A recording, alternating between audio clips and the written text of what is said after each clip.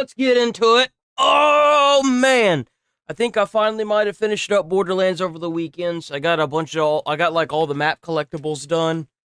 And beat the game again and unlocked True Ultimate Vault Hunter 5 and did all that good shit. I think I might end up getting on just to grind out some legendaries for the new stuff that's coming out, but other than that,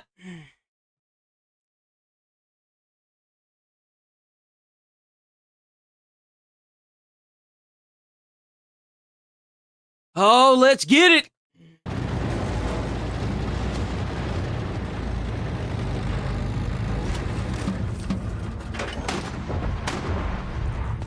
Bro, that sounds nice. I feel like if I tried to fucking get into a hammock, I'd break my neck. I really do. I genuinely feel like that. I'll get there eventually. Just gotta keep my head up and my goals in mind, and I'll get there eventually.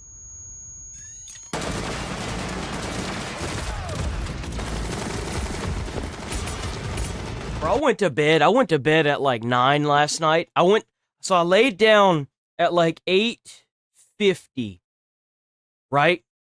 I went to sleep at 9 and I woke up at, I want to say like 7:09. I woke up at like 7:09. Woo, man, I feel good this morning. I didn't wake up all night. I feel good, man. It's been a minute since I've gotten some sleep like that.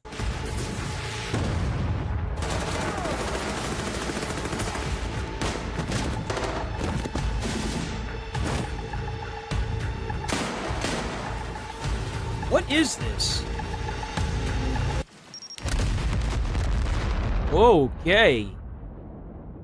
That's great. The animations are great. Can we get some actual gameplay?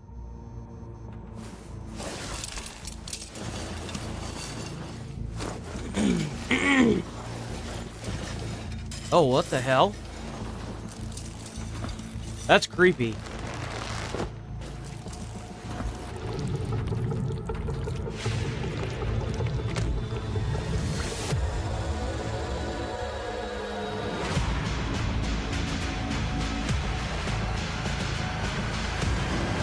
What the...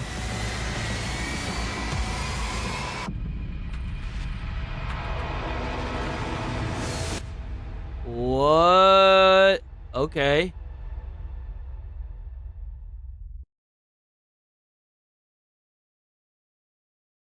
Alright, man. Alright, man. Got a lot of stuff to cover today. Is a Danny Elfman Christmas story. Are you ready? 'Twas the night before Christmas, and in my usual way, I was creeping around in a sullen display of my own special version of holiday cheer, which some find off-putting and others find queer. For I wear a disguise I designed for myself, which looks somewhat like Krampus and a bit like an elf, and with my arms filled with presents to put under the tree, I saw in the shadows something looking at me. A small shabby creature with spikes on its head, showing long pearly teeth and its eyes glowing red. It was dark and misshapen with long spindly arms, which ended with claws that can certainly harm. Well, hello, I exclaimed, for what else could I do? I wasn't expecting an odd creature like you. Perhaps you could tell me what brings you this night to this shadowy corner where you gave me a fright. And with a voice that was raspy, yet gentle and meek, the strange little creature began then to speak. Excuse my intrusion, forgive my trespass. It's just that there's something I wanted to ask. Mr. Krampus, you see, I'm a fan through and through, and I'd like to apprentice and study with you.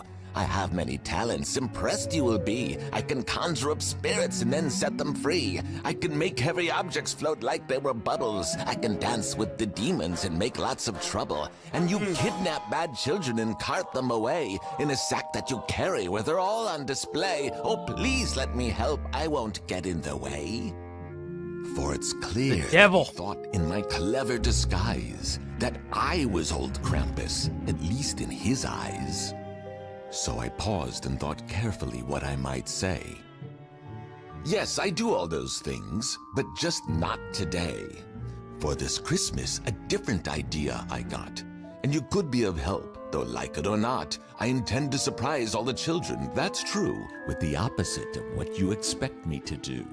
For the boxes I carry with the ribbons and bows will delight from their heads to their cute little toes, and the joy on their faces when they look with surprise as their hopes and their dreams are revealed inside. The demon thought carefully about what I said. He rubbed his round belly and scratched his sharp head. This is really well done for a trailer. I want to say that. This is really cool. I really like this.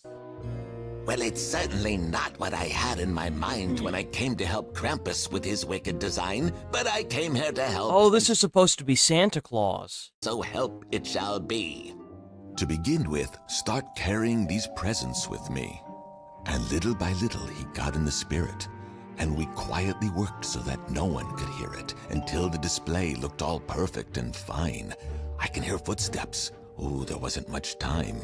It was then an idea popped into my head. That kind of gives me an idea. What if you got like a black Christmas tree and you like decorate it with skulls and stuff? That would be really cool. Oh, dude, I should do that a year. A red one. I gathered my thoughts, and here's what I said. Do you think you could climb up on top of this tree? Well, of course, he said simply. That's nothing to me. And perhaps you can play with some things at the top with your magical powers that makes gravity stop. And juggle some ornaments round in the air while dancing a jig with your demonic flair. Now excited, he took on this challenge with glee, and he gave quite a show for the children to see. For he not only juggled, but he sang and he danced, singing strange little melodies as if in a trance. And the children were stunned in the most pleasant way by this most unexpected demonic display. They clapped and they squealed with their childish delight, for they never had seen such a wonderful sight. And with hands in the air, they all spun till they crashed, and the songs made them silly, and everyone laughed. With a glorious whoop, he leapt to the ground, and before I could stop him, he gobbled them down. Damn! Merry Christmas.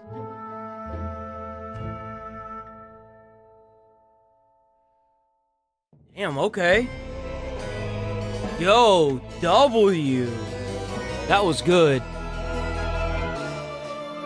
Supposed to be a game, I believe, that's coming out. That was good. Let me remind you, my captain's as tough as they come. She's more of a devil than a house of devils. We could be witnessing the death of Bungie and Destiny as we speak. So I think my demands over carefully, if I were you. Gentlemen, I hear you wanted to parlay.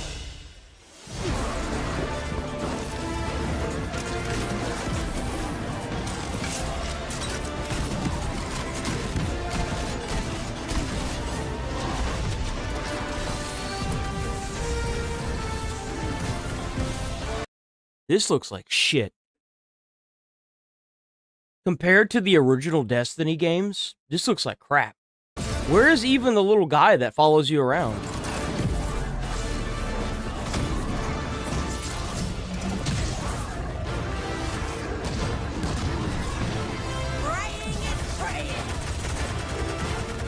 Oh, is it another character? Is that what they're doing here?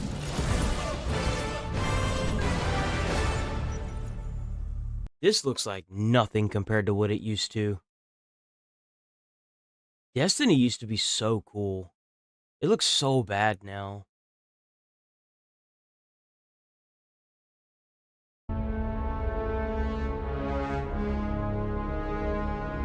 Arama Reforge.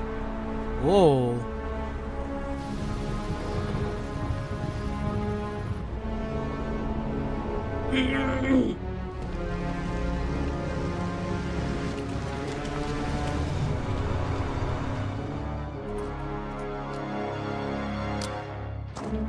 Landmines.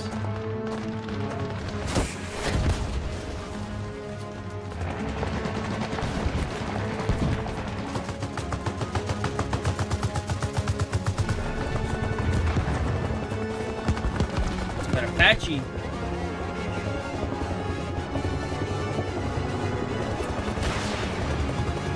That's really cool. Get me a connection to the villa. Establish a base west of the peak. Drive to that position.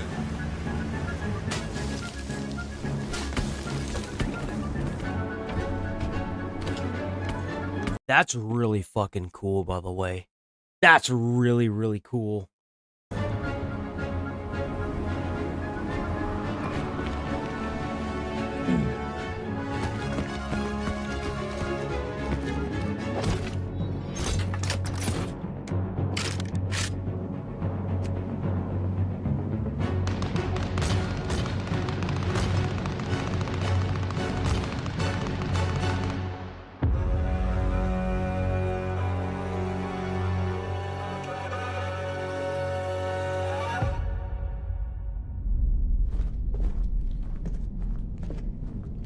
We're not done yet.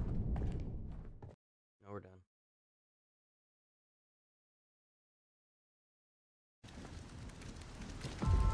Cinder City.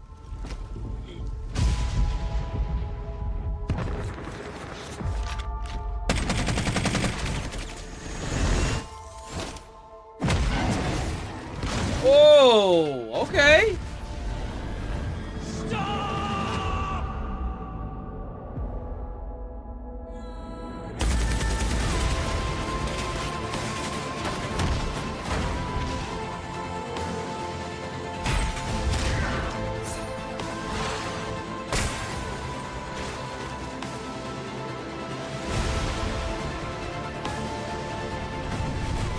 Oh.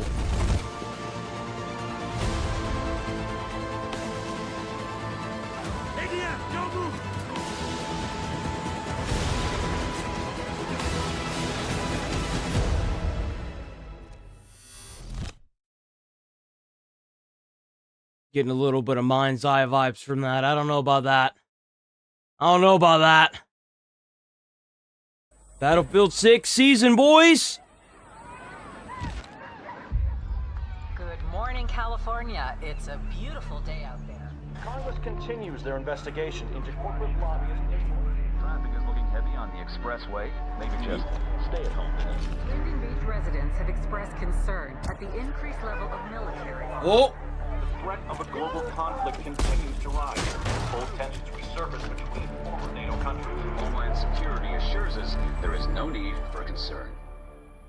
This just in, reports of a massive explosion at Fort Linden. A huge shockwave from the military base. National Guard has evacuated the area. Are we under attack? It was only a matter of time. Spreading of chemical fallout. Joint Chiefs of Staff are meeting with the President. DHS confirms packed sleeper cells are real. First, it was the East Coast.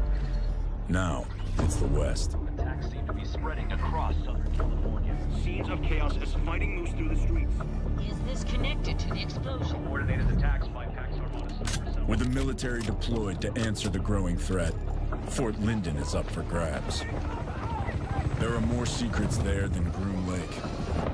If any of it falls into the wrong hands, it'll be catastrophic. I'm not gonna let that happen. Damn. Ooh, bro. I wonder if they're releasing the single player campaign in sections like COD does. Is that it? Damn, that's it? Guess that's it. We got a review for the Mortal Kombat Legacy. Let's go, boy. Even 33 years after its debut, the Mortal Kombat series can still shock and impress with its over-the-top violence and gory spectacle.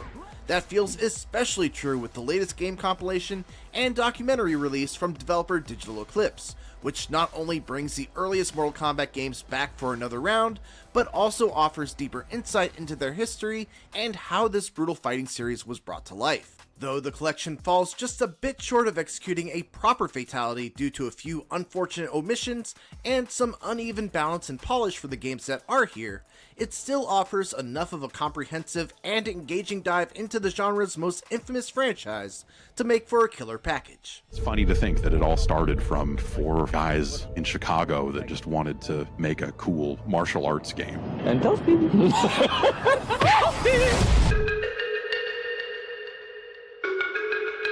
Focusing primarily on the history behind the games that defined the first 10 years of Mortal Kombat, the Legacy Collection really leans into the formative hits. It starts from the first Mortal Kombat arcade game in 1992 and goes through the series' first steps into 3D with Mortal Kombat 4 and the handheld ports of Mortal Kombat Deadly Alliance, which tells the larger story of how Mortal Kombat co-creators Ed Boon and John Tobias went on to shake up the genre. Included in the Legacy Collection is the original Mortal Kombat trilogy and its ports, MK4, the Mythologies and Special Forces spin-offs, and the various handheld releases of other MK games. I was gonna say, if it had like the PlayStation 2 era of like Armageddon and a few of those ones were really good. I really like those. Free to jump into any game in the collection right from the start, and they are essentially as they were upon release, which includes the memorable quirks, secrets, and exploits that were present. Unfortunately, this also includes the infamous enemy AI from certain versions of the original trilogy. I heard that the AI is really brutal. Is for reading player inputs and snapping back with counterattacks. Hey man, they had to get money somehow, right? If it was that easy, then they couldn't get you for money.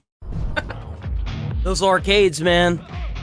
It was very jarring to see how brutal and, at times, unfair CPU opponents can be. The arcade ladder for MK2 and MK3 and its variations in particular, even on the lowest settings, can be relentless. Though it's at least a great way to see just what 90s gamers were up against. However, the collection does make efforts to balance those hurdles by adding some firsts, such as a fleshed out training mode with tuning options, a difficulty setting for most games in the main menu, a fatality training mode to help nail down the timing of those pesky finishers, and online play. One of the more helpful features that the Legacy Collection includes is the rewind option, which lets you roll back 30 seconds of playtime in every game. That's this cool. Rewind can be a super useful option for offsetting the often absurd difficulty, but it's also nice to have for trying to perfect your run when going for a particular secret in arcade mode. However, one strange quirk is that rolling back in the middle of a fight can often supercharge enemy AI, which already has the odds stacked in their favor. In some cases, you'll be left in a death loop of attacks with the AI somehow countering your rollback with a brutal throw or special move.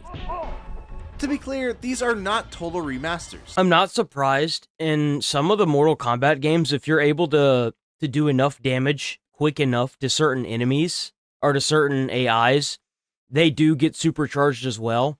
So like if you just start the match and you haven't taken a hit and you're just like beating the crap out of the AI will like supercharge and damn near like destroy you.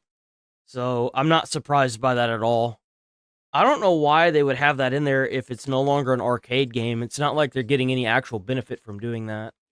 While some healthy new features come with the collection, the classic games are essentially as they were, with only quality of life updates and visual tweaks to dress them up for modern platforms. You can even add some neat visual filters and borders to simulate the old school arcade or home experience, or just strip it back to its essentials.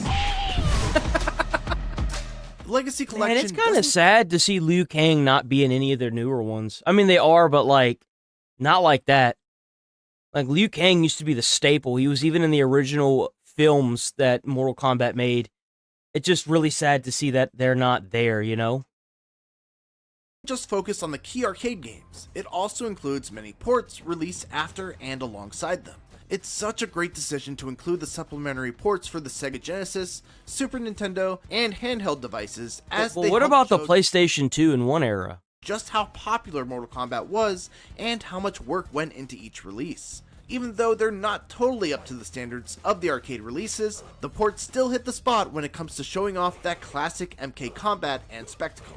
That said, parts of the package do feel more like curiosities, showing how early Mortal Kombat ran on most modest hardware. For instance, playing the Game Boy and Game Gear versions of Mortal Kombat 1 can be an eyesore. The handheld side experience is blown up to a larger screen, and the gameplay is so eyesore. This looks like it's not even playable and unresponsive that it can feel disorienting.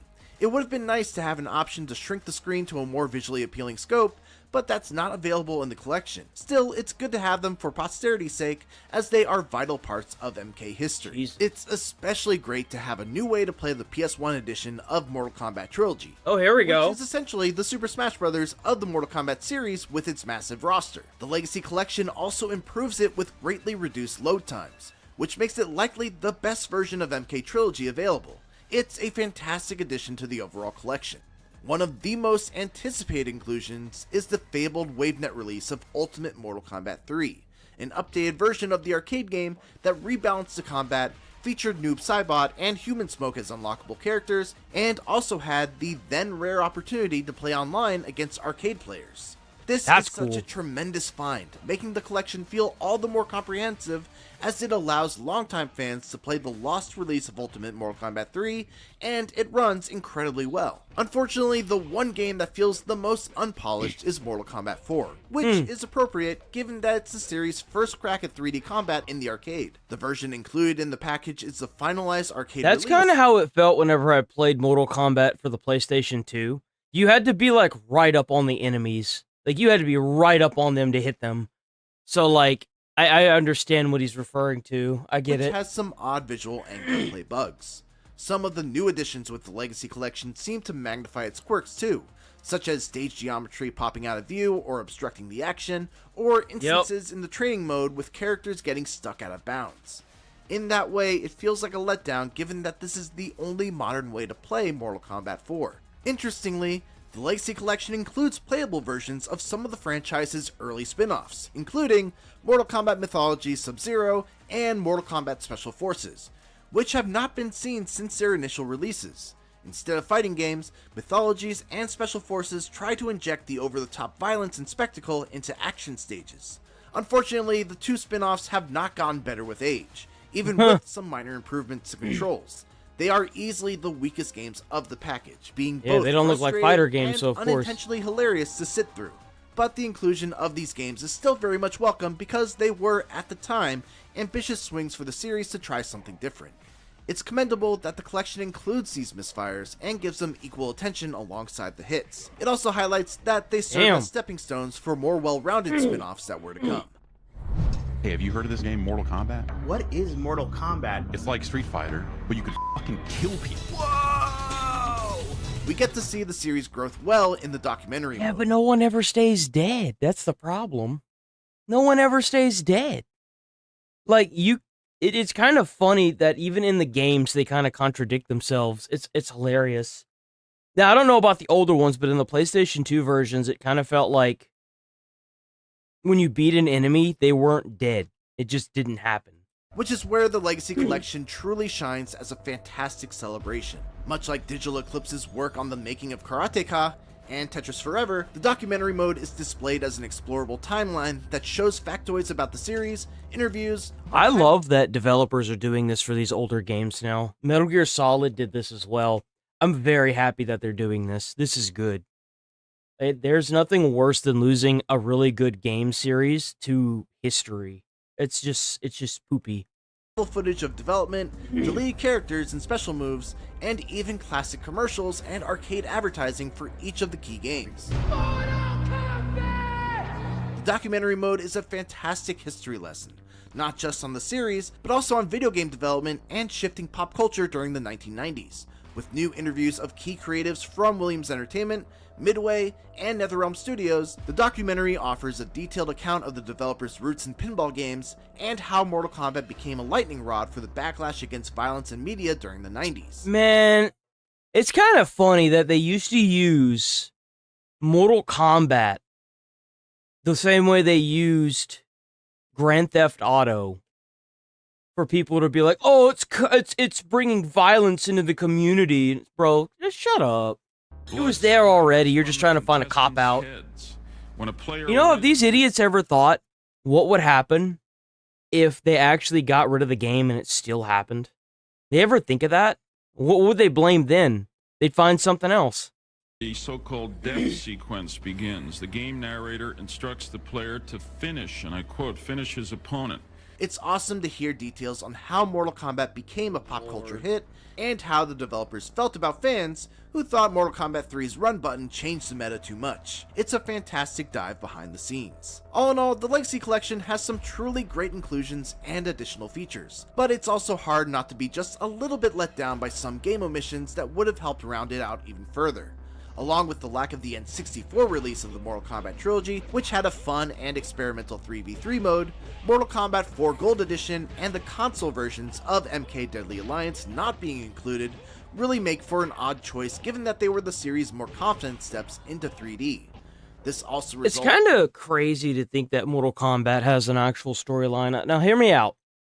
It's very convoluted and there are a lot of moving, like, it's like every single individual has their own story. I played one Mortal Kombat game where you could literally go through and play as each individual character, which you can do that with any of them, but each one had its own storyline. I was for the PlayStation 2, I don't remember what it was though. In the documentary mode, skimming over certain details in the timeline due to the absence of these games. While the core focus was on the main games within the first 10 years of the series, and other outside or technical issues likely prevented these games from being included, it's still a bit disappointing to see the package lose steam towards the end, even with how impressive the Game Boy port renditions are. Mortal Kombat Legacy Collection is not only a great roundup of the franchise's earliest hits, it's also a tremendous history lesson on the building of a fighting game franchise that remains influential today. This compilation could have covered more of the noticeable gaps in time toward the end, and it could have made further efforts to tweak the tuning of some infamously I think personally they should have added more games. They should have. They should have added all the ones for PlayStation 2. There were a lot for PlayStation 2 that I would have loved to that they had added. Enemy AI, but the Legacy Collection is still a great package that offers the best way to play classic Mortal Kombat and learn about both the series itself and the people who made it. For more, check out our reviews of Double Dragon Revive or Ninja Gaiden 4. There's Mortal Kombat Deception, shut up, lady. There's Mortal Kombat Deception, Mortal Kombat Shaolin Monks that I would have loved, Mortal Kombat Armageddon. There were quite a bit.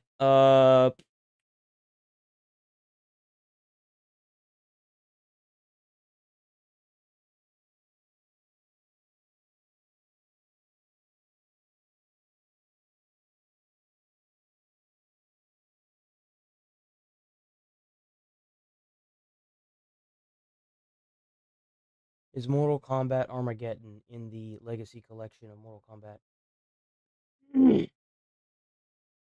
No. I wonder why they didn't decide to put the PlayStation 2 games in there. That's really weird. Did we watch this?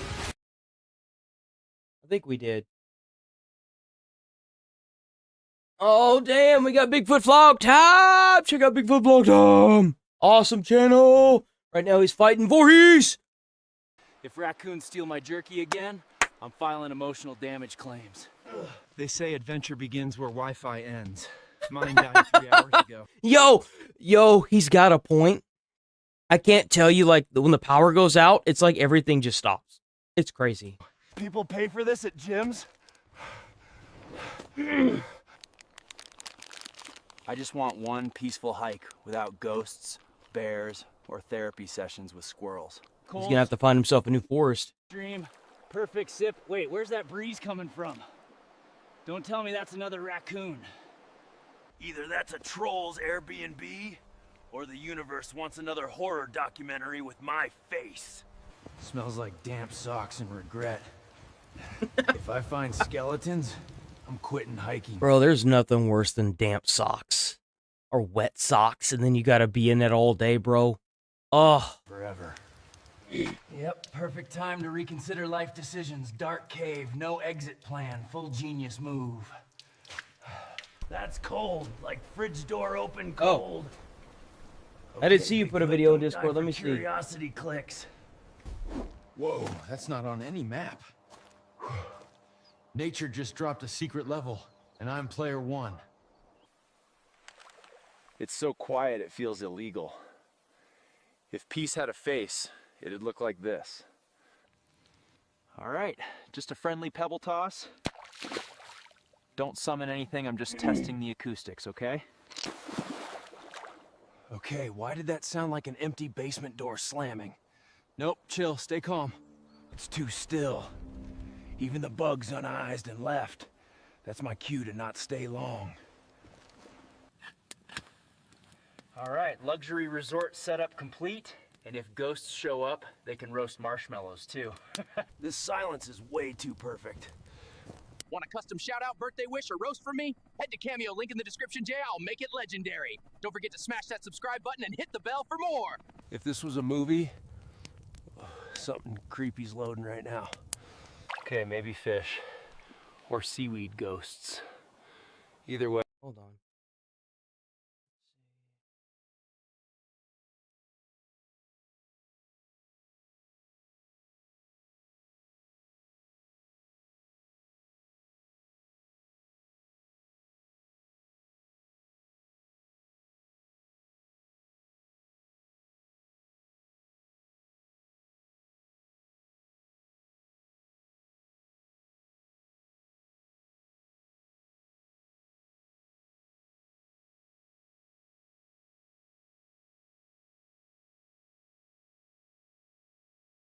Huh? 想要长。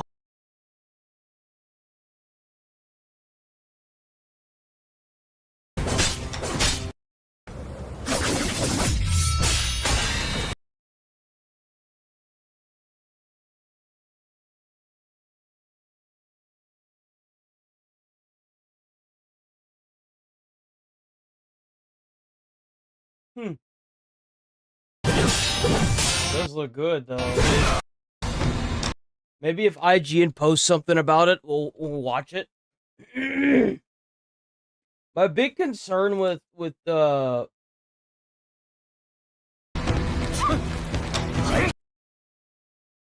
new Souls-likes that are coming out is I think they're just too goddamn hard. Like, you gotta make it balanced. You can kind of tell whenever the developers don't play it and beat it themselves, or it's just the people that are making the individual content. They don't actually play it, and it's really irritating. It's super irritating. But I looked at it. I looked at the video. I don't think I'll play it on stream, though. I don't want to deal with the channel that it's attached to.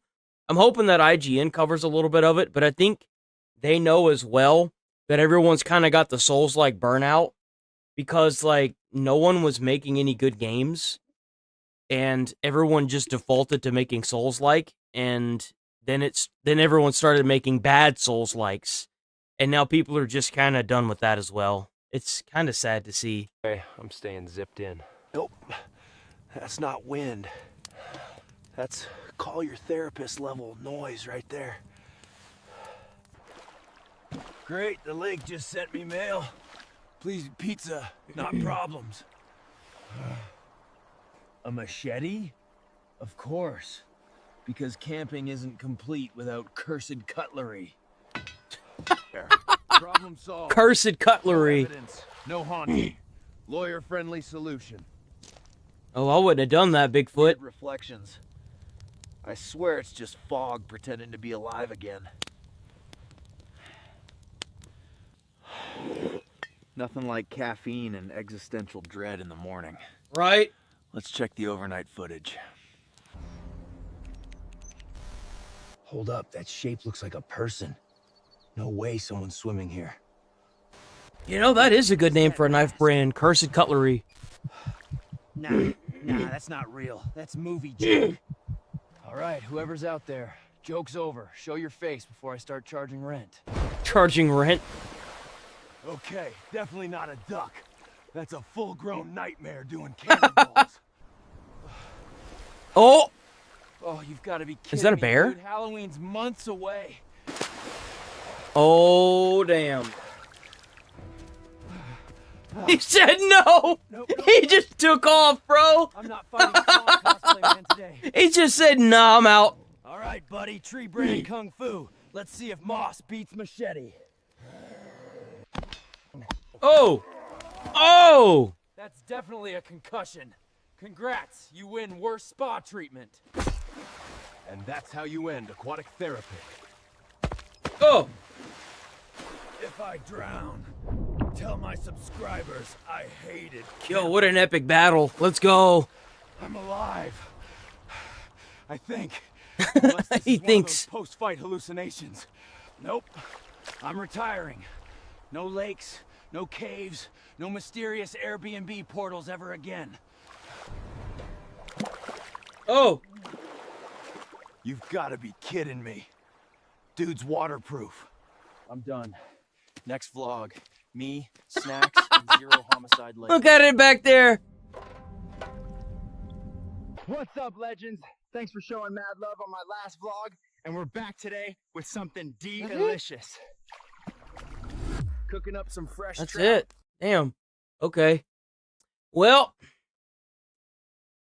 W Bigfoot vlog time. W video. Hell yeah. Let's move on. Samurai Cowboy Cops Rush Dodgers fans. Why can't we just all get along? The Los Angeles Dodgers have won back-to-back. Hold on. By the way, check out Decoy Voice, Decoy World Voice. Series, which means LA gets destroyed again for the 40th time this year. It only sounds stupid because it is stupid. As the celebration, Right. No, guys. Those are peaceful protests. You can't break those up, right? took over the streets, pushing back the police. Oh, wait. This was the Los Angeles Lakers championship in 2020. But now, they're taking over the city, destroying random trucks. Oh, no. That was the Los Angeles Rams celebrating their Super Bowl win in 2022. Are they reusing? Are they really reusing clips and snippets from riots that happened years ago to try and gas up people in LA? Are you kidding me? Is this These real? are actual Dodger fans celebrating the World Series victory by destroying public transit. Oh my God. Last year when they looted the city over that championship. So this must be yesterday's celebration in LA. Nah, that's any random night in lawless Los Angeles. So this is actual footage from last night after the Dodgers won. This is normal? Celebration in LA. What is the LA mayor doing? This is normal for them. This is just a normal night. This is a normal night for LA. That's like one of the most expensive places to live in the US. This is what it looks like. Nah, that's any random night in lawless Los Angeles. What a joke. So this is actual footage from last night after the Dodgers won. But oddly, the local news outlets downplayed. Bro, why do they keep attacking those robot cars? After the Dodgers They did won. the same But thing. oddly, They did the same thing for the riots in LA. They attacked those robot cars and they burn them into the pavement. Why do they do that? It's so weird. The local news outlets downplayed the incident. Jesus. Listen, people celebrate in a lot of different ways. Some That's business- why they showed. They really tried to downplay this incident, like always. Driverless cars and metro buses were vandalized overnight before police moved in to break up those crowds. Some of the officers there patrolling the streets on horseback as people were told to leave that area. As it's hard to justify 0 arrests after the city is taken over. They didn't arrest a single person. They burnt down public transport. What really makes me angry is the thought that that's not just LA's taxpayer dollars. It's our collective taxpayer dollars that are going to have to fix all that damage. And the police don't even want to step in and do their job because of their shit mayor. Of course, they gotta frame it as some people celebrate in a lot of different ways. It's almost the same exact justification for rioters looting a Best Buy as they... I think you're right. They caused all that public property damage because they won. Try to reframe it as some activists just use different tactics, as this activity is somehow permissible in Deep Blue. So they have fires every year that pretty much burn down the entire state. They have fires every year that practically burn down the entire state to the point where there are homeless people now in LA because the insurance will not cover because they've been priced out of the area. You've got riots just because it's a normal LA night. You've got law enforcement that won't arrest anybody. You've got riots again because they don't like Donald Trump. And then you've got riots again because they won a baseball game. Does anyone else see a problem here? Like, anyone? Because luckily last night, there wasn't any looting, but it still cost the city millions of dollars for policing. No. Say it like you mean it, brother. Say it with your chest.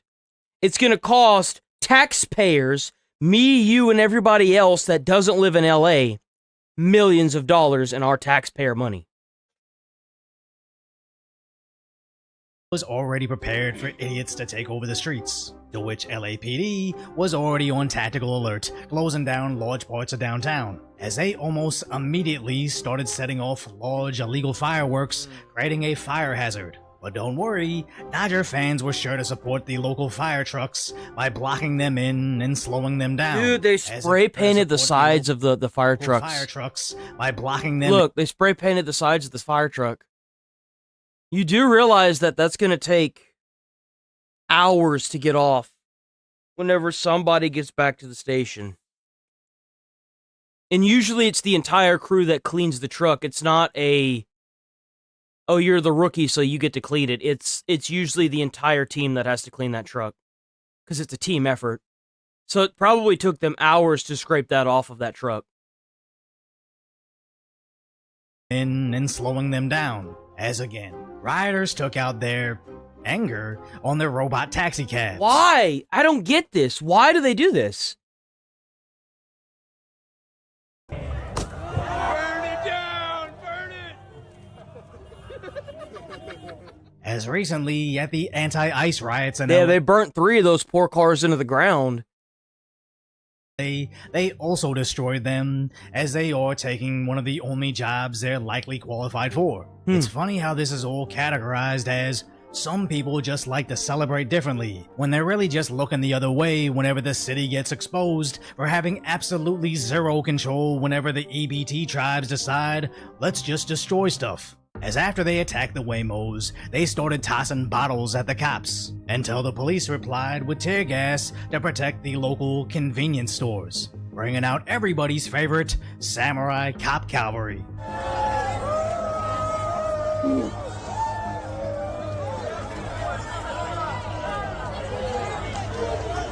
Bro, he actually hit that horse. Did you see that? He hit that horse. Oh, wait, no, he didn't. I think he fell.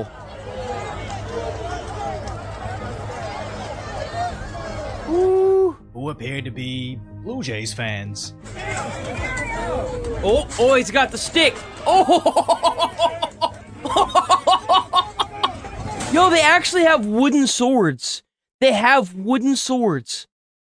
As I saw constant complaining online over how aggressive these cowboy coppers were. How aggressive they were. You got people spray painting the goddamn fire trucks as they're going by, actively burning city buses and destroying public taxi services. Are you kidding me?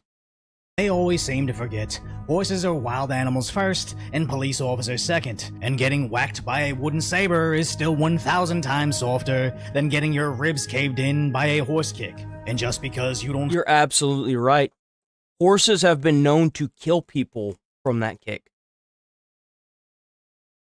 That used to be... Have you ever played Red Dead Redemption and you walk by somebody who's cleaning out the boot in town of a horse, or cleaning out the shoe of a horse in town, and then he puts and then he either puts the horse's foot down and gets caved in the back of the skull by the horse's foot, or whenever you stand up behind a horse and it kicks you and it kills you. That happened a lot more than you think it did. A lot. That happened a lot whenever horses were primary source of travel. They just got spooked really easily. think you need to listen to police dispersal orders doesn't mean the horse is worried about getting charged with police brutality. They got sent out there to accomplish a task, to which they were successful, as this year there wasn't any looting. But the real question should be, why is there ever any looting in the first place whenever your team wins first place? As this doesn't happen everywhere, we see... I mean, let's be honest, they wouldn't have let you take that thing here anyway. There's no way. When OKC's trash-ass basketball team won the NBA championship, when their fans even so much as slightly climbed up a light pole to light off some fireworks, they almost immediately get beat. Damn! Damn! As coincidentally, this is a deeply conservative city in an incredibly conservative state, as it's really hard to spiral into mass looting when literally anybody committing mere misdemeanors is tasting the concrete. Because when certain cities play it off as difference in celebrations, other cities say sports ball victories don't invalidate the laws, and unfortunately for Los Angeles, they've communicated loud and clear for years they're completely powerless to stop unemployed behavior. You remember this? I remember Hassan doing a video clip down in there while he was blocking off the interstate. I remember that. You remember that? That was earlier this year. That was a sad day, boys. As those anti-ICE riots less than half a year ago cost the city $32 million. Jesus! And after last night's Dodgers riot that tried to take over They need to cut off all federal funding to LA until they get their shit together. You got fires breaking out every year that are practically burning down the entire state. You've got riots breaking out every other day just on a whim. You need to shut all federal funding off to that, arrest the mayor, and put in new management time. This still likely costs the taxpayers $5 million just for the police to watch over these would-be rioters. No. The taxpayers pay for all of this. Who do you think funds this? We do. We do every day we go to work and they take taxes from us. Where do you think the state gets all of its money from? The taxpayers. Most of the funding most of the money that funds these states, it's all taxpayer money. Because they either pull it from the federal government, which is taxes and tax money, or they pull it from their own citizens, which is taxes and tax money. How do you think they're funding this? It's all taxpayer money. They burn their own city to the ground, and every other taxpayer around the country has to pay for it. Aspirates the city's $1 billion budget deficit, as sadly this issue will only continue to get worse, ever since the BLM riots were simply allowed to occur. As fiery but mostly peaceful, these EBT tribes in the city suddenly realized anytime they outnumbered Yeah, now the there's police, talk that they're going to start rioting because they don't have EBT, so they're going to start looting all the stores and stuff. What's crazy is that I'm surprised that they are even able to have insurance on most of the businesses there and that they haven't been priced out yet, but I guarantee you it's coming soon. It's probably coming soon. That's the reason why it's so expensive to live there. they're essentially given a free pass to play the Purge in real life. The Dodgers win a baseball game, they get to take over LA. Some cop caps a drug addict 6 states over, they get to take over LA. Roe v. Wade gets overturned federally, impacting absolutely nothing in liberal states. Nobody knows why, but they get to take over LA. It only sounds stupid because it is stupid. But when your city is run by stupid people, it would be stupid to stay there. They need to remove her. They need to remove her. She's useless. So if you appreciate my concise... W decoy voice like always. Always such a good video. So we might be going to war against Nigeria. That's a thing that might be happening. Well, we're going to begin this morning with a Fox News alert. Jesus Christ, that is incredibly low. Why is this so low? President Trump ordering the Pentagon to prepare for possible fast military action in Nigeria if the country fails to crack down on the mass killing of Christians. Rebecca Castor joins us live from Washington, D.C. with those details. Rebecca, good morning. Rachel, good morning. Yeah, President Trump is not mincing words here. This is what he said on Truth Social yesterday.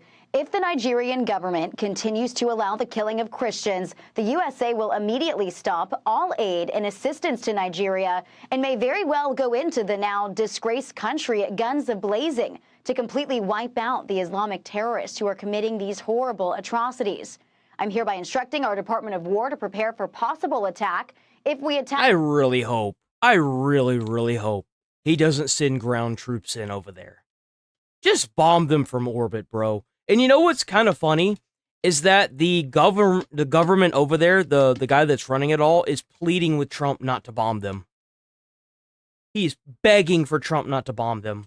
It will be fast, vicious, and sweet, just like the terrorist thugs attack our cherished Christians.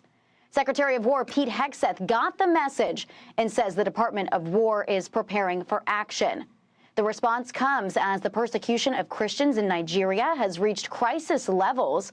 Islamist militants have burned down churches and Christian schools. And international civil rights groups estimate more than 50,000 Christians have been murdered in the country since 2009. Jesus. But the president of Nigeria claims the reports of violence are misleading and says on X the characterization of Nigeria as religiously intolerant does not reflect our national reality, nor does it take into consideration the consistent and sincere efforts of the government to safeguard freedom of religion and beliefs for all Nigerians. And our administration is committed to working with the United States government and international community to deepen understanding and cooperation of communities of all faiths. President Trump also recently redesignated Nigeria as a country of concern after former President Biden removed it from the list in 2021. Rachel, Charlie, and Griff, back to you. All right, Rebecca, thank you very much. Yeah, Thank you, Rebecca. what better way to not concern yourself with a country than to just remove it off of a list, right? Well, it's really hard to tell what's going on. We understand that they are Muslim rebels of sorts. There's all kinds of unrest in these countries, and it's not just in Nigeria. It's in Sudan. It's in Chad.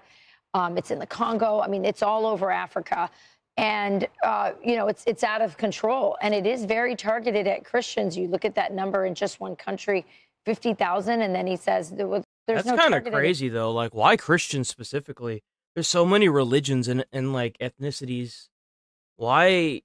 That not like being Christian isn't an ethnicity, but why specifically Christian people? We gonna have to have another a holy war again? We have to go start the Crusades again, boys. Oh wait, is this the same thing? An urgent message from President Trump demanding Nigeria. There we go. This was yesterday? It's the 3rd, right? Because Friday was Halloween.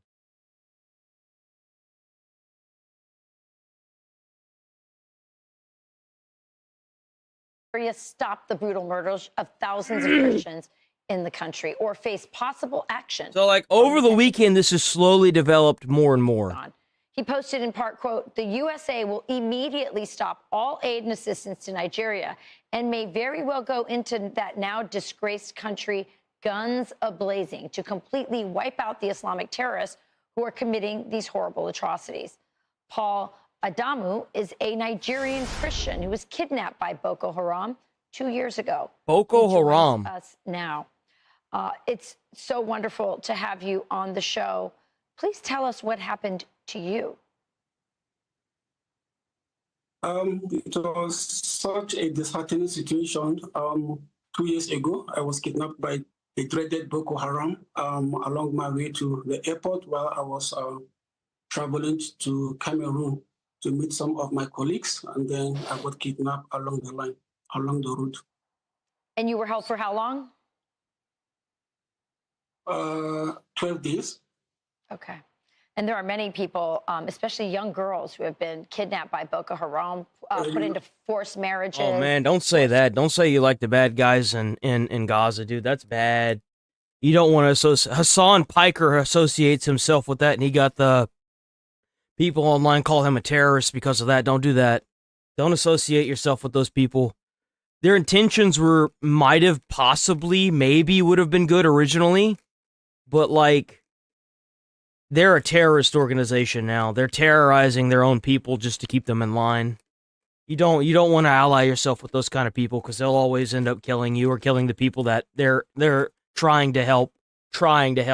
You don't ever want to do that. Conversions, they're still in captivity. The situation there is quite dire.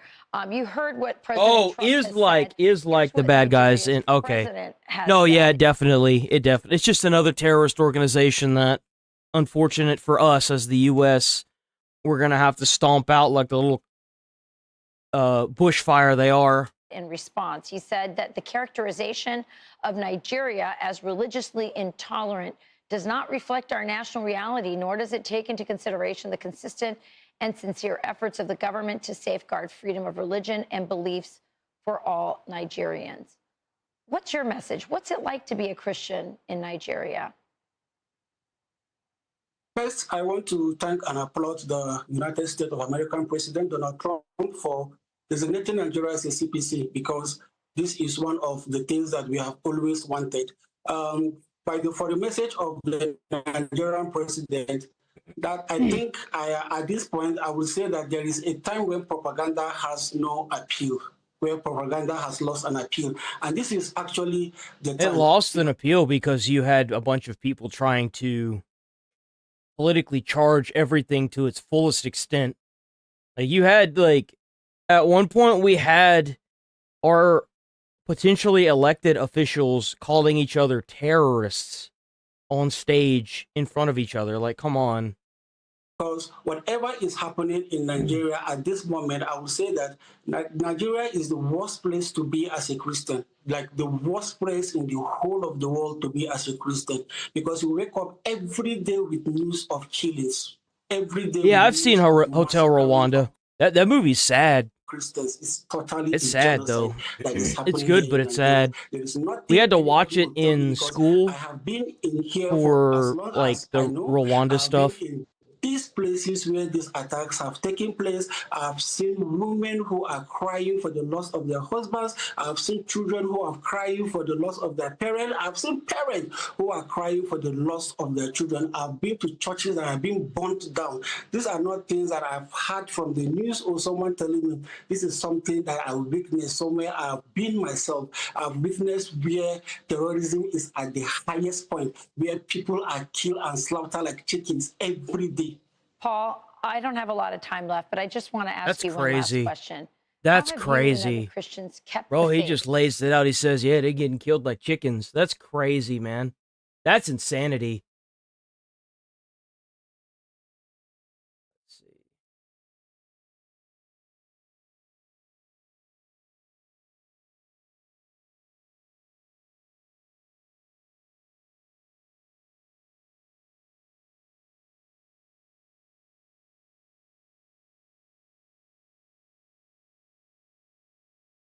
News? Yeah. Okay, there's that. Hold on.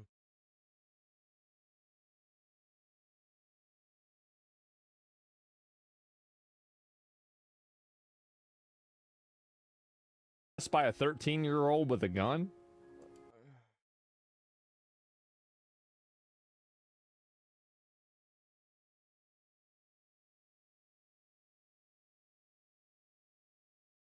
Nope.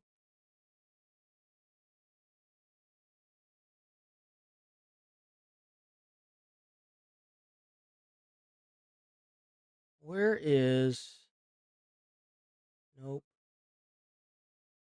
Where the hell is it at? I had it pulled up.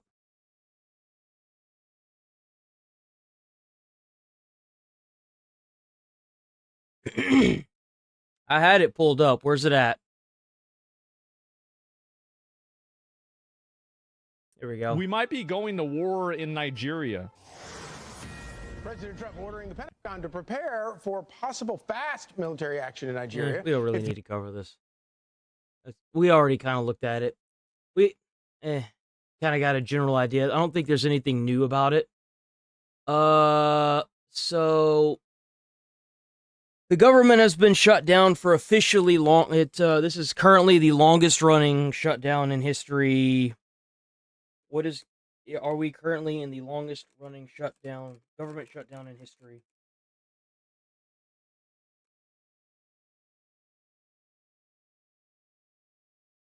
How many days has the government been shut down?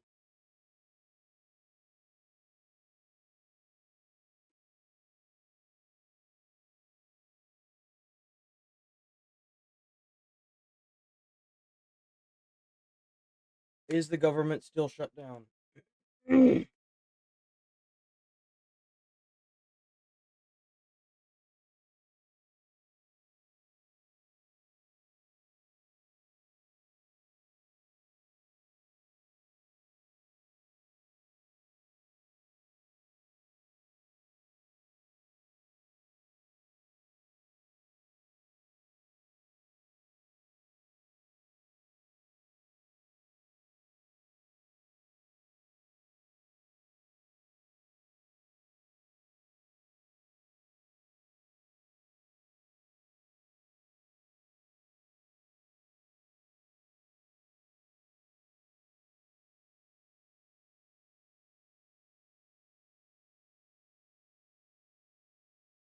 So we've got today and tomorrow, and tomorrow will be tied for the longest government shutdown in history. So on not tomorrow, but the day after tomorrow, we will officially break the prior record. And it doesn't seem like they're budging, so this could be going on for quite a while. This could be going on for a minute. Is getting obviously worrisome. Huh, worrisome. That's funny. Panicked. But you let this thing go on for another couple of weeks and you get into Thanksgiving travel, and this thing is going to turn into a nightmare. No, absolutely. And with the SNAP benefits, too, I mean, you have poor Americans who might get cut off from some of the food that they need to feed their children ahead of the holidays. It's going to affect their ability to enjoy the holidays. So this is a big deal. You know, that used to be that Democrats cared about issues like this. Mm-hmm. I remember back when Obama said this during the government shutdown in 2013. Watch. Think about this.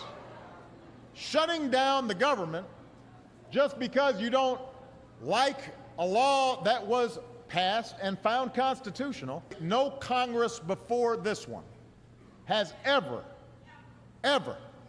in history been irresponsible enough to threaten default, to threaten an economic shutdown, to suggest America not pay its bills, just to try to blackmail a president into giving them some concessions. We're not going to submit to this kind of total irresponsibility. Congress needs to pay our bills on time. Congress needs to pass a budget on time. Congress needs to put an end to governing from crisis to crisis. If Republicans do not like the law, they can go through the regular channels and processes to try to change it. That's why we have elections. You do not. You know, I think that he was probably the last good Democratic president we're going to see. I do. I think he'll be the last one that we see. That's genuinely what I think. He wasn't terrible. Some of his policies were really, really dumb, like that Obamacare. I didn't like that shit at all.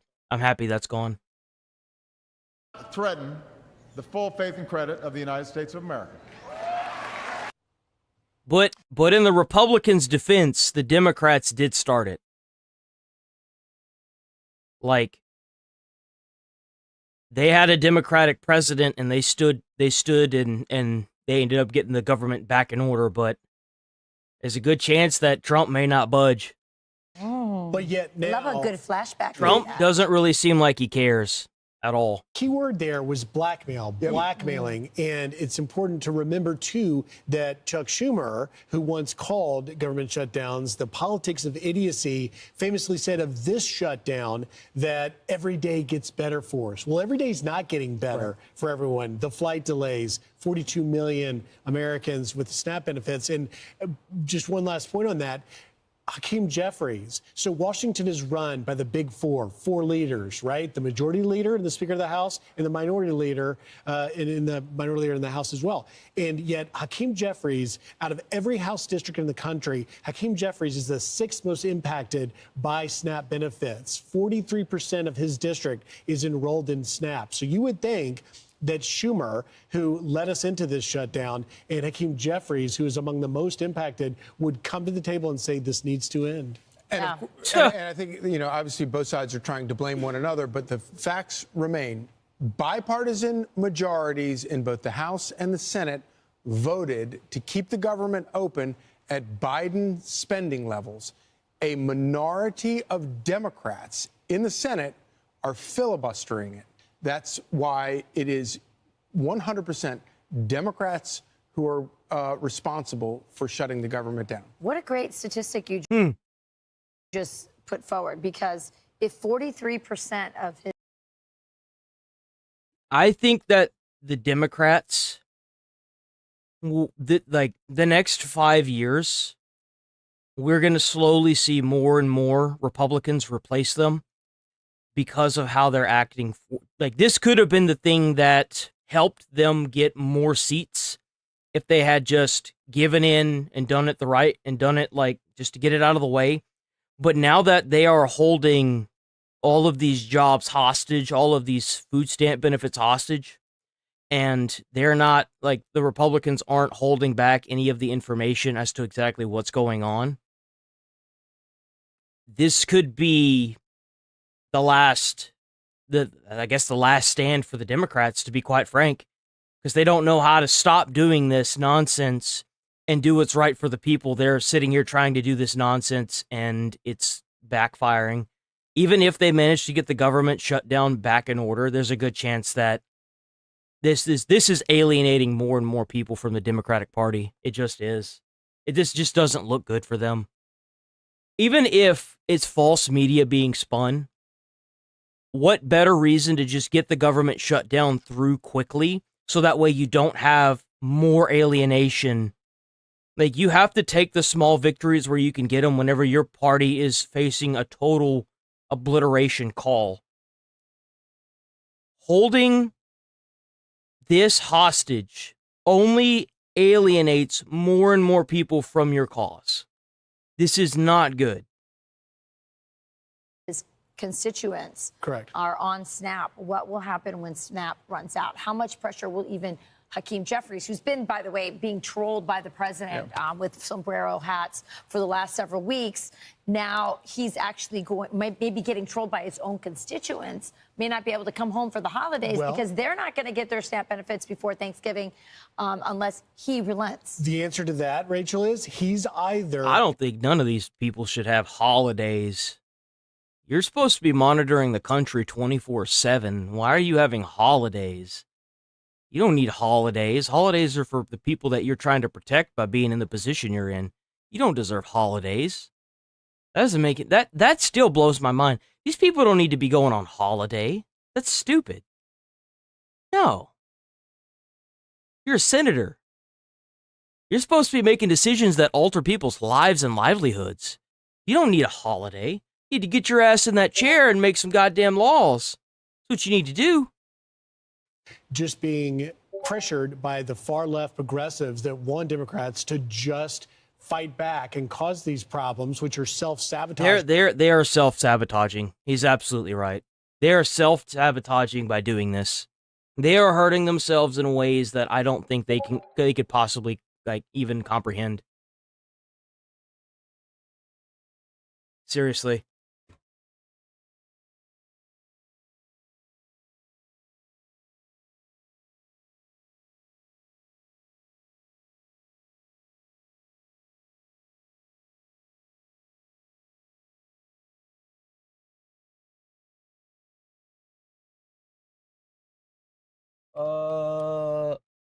No, you have to follow for a bit. Follow.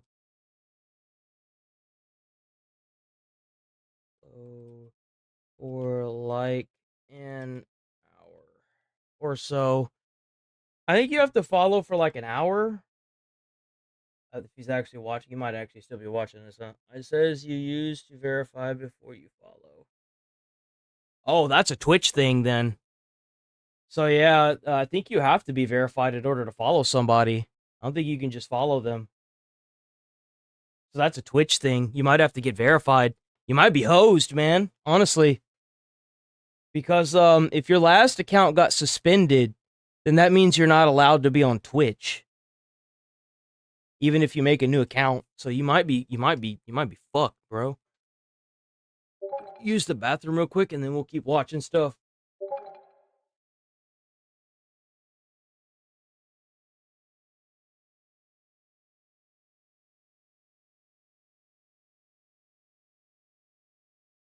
That's weird.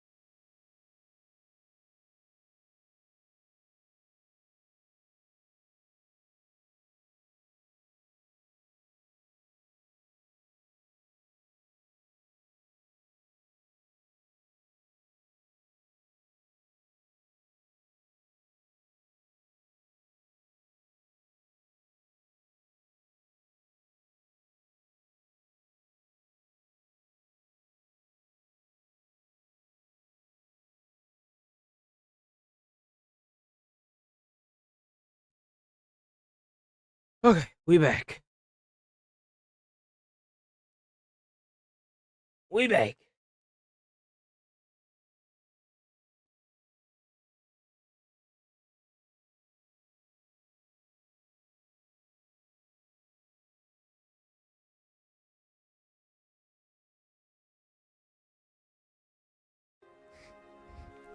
Kaya lives a better life than you ever will have.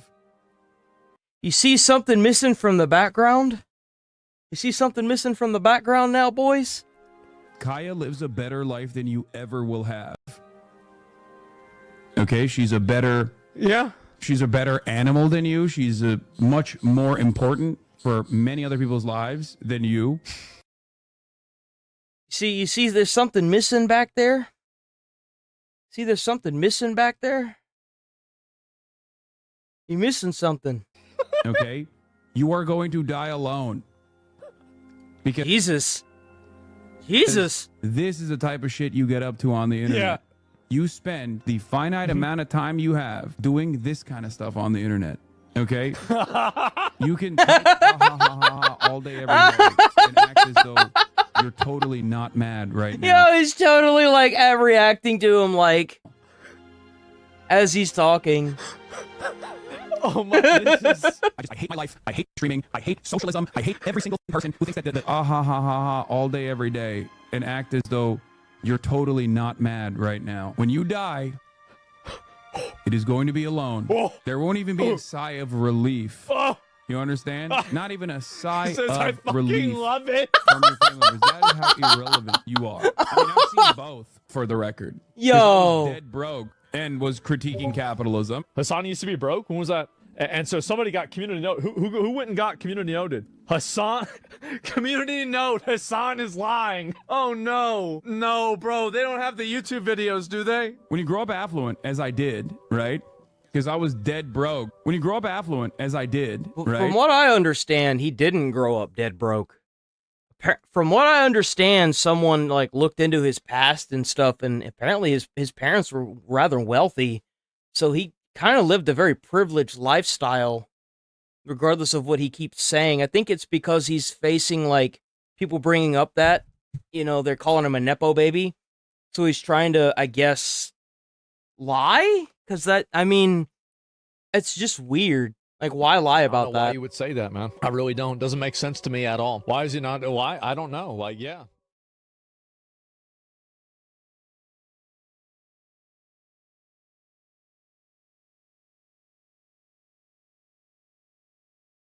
Intro. Can I watch this? Yes. Apparently, boys, we've hit Unk status. Watching Asmongold means that we're Unks now. Okay, so it's only 10 minutes. 10 minutes isn't that bad. I never thought I'd see the day where I'd reach Unk status. We getting old, boys. Okay. Unks plus chops. You're Unk. I'm not Unk. You are though. You're literally Unk. I'm not. I'm cool. I know about stuff. Like what? Like, I know, like, about, like, Asmongold and, like, the rat clock. Asmongold's for unks, dude. Asmongold is not... I'm sorry, but she's right. A shortening of the word uncle, often used humorously to indicate old age. We're unks now, boys. Asmon's only 5 years older than me, and in the next 3 months, I'll be turning 31. So we've hit it. We're unks. For unk, Asmon's cool. No, he's not cool. He's so unks. You don't know He's anything. based. Asmongold is PogChamp. That's so like 2020, like Tommy Yep. in it, Dream SMP shit. Oh. Ew, dude, that's so unks. Okay, well, what kind of brain rot shit are you watching then? We're watching Hassan Piker and his dog memes because he accidentally shocked his dog with a Yo, the brain rot is so real. She's literally watching the same thing that fucking Asmon reacts to. dog collar. Look. That's not cool, let me see. Hassan, stay on the bed. Yeah, well, neither will Cat. Yo, my god, dude. It's kind of crazy that Hassan single-handedly made more impact with the younger generation than any of us unks could do.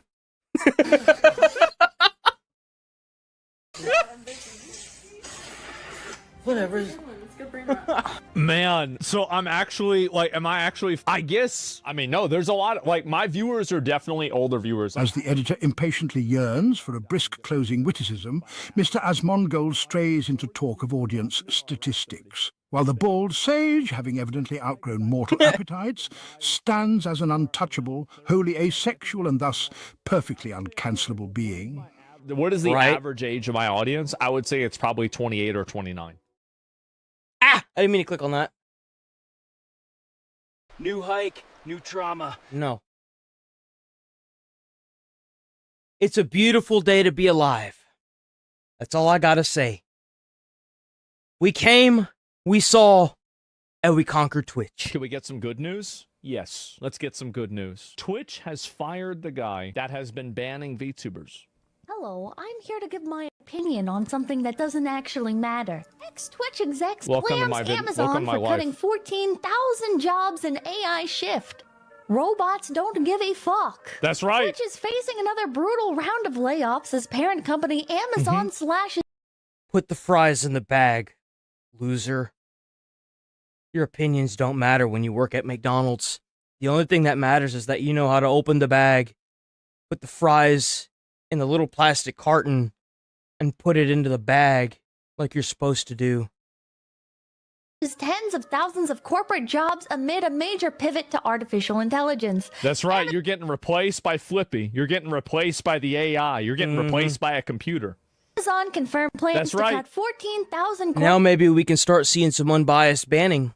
for jobs this year. About 4% of its white-collar workforce is part of a sweeping cost-cutting and restructuring effort. According to Reuters, the number could climb up to 30,000 as layoffs began on October 28th. Let's go! That's right. The move is part of Amazon CEO Andy Jassy's strategy to trim bureaucracy and lean heavily into AI and automation. Jassy previously said I love how these Twitter people think that they're going to be able to stop AI by having a viral tweet get like 90,000 likes about AI being bad. Like, this is the future. Anybody who thinks... If a big multi-billion-dollar company gets a petition signed and it successfully fails, it doesn't allow them to move forward with AI. You know what's going to happen? That CEO is going to find, so like Jeff Bezos is going to find somebody, it could be a random person in the US that has never done anything before in their entire life. He's going to find that person, going to pay them a handsome amount of money to come up with their own AI systems and do it anyway. You can't stop this. It's going to happen. Accept it. Embrace it even. Use it to your advantage. It's going to happen.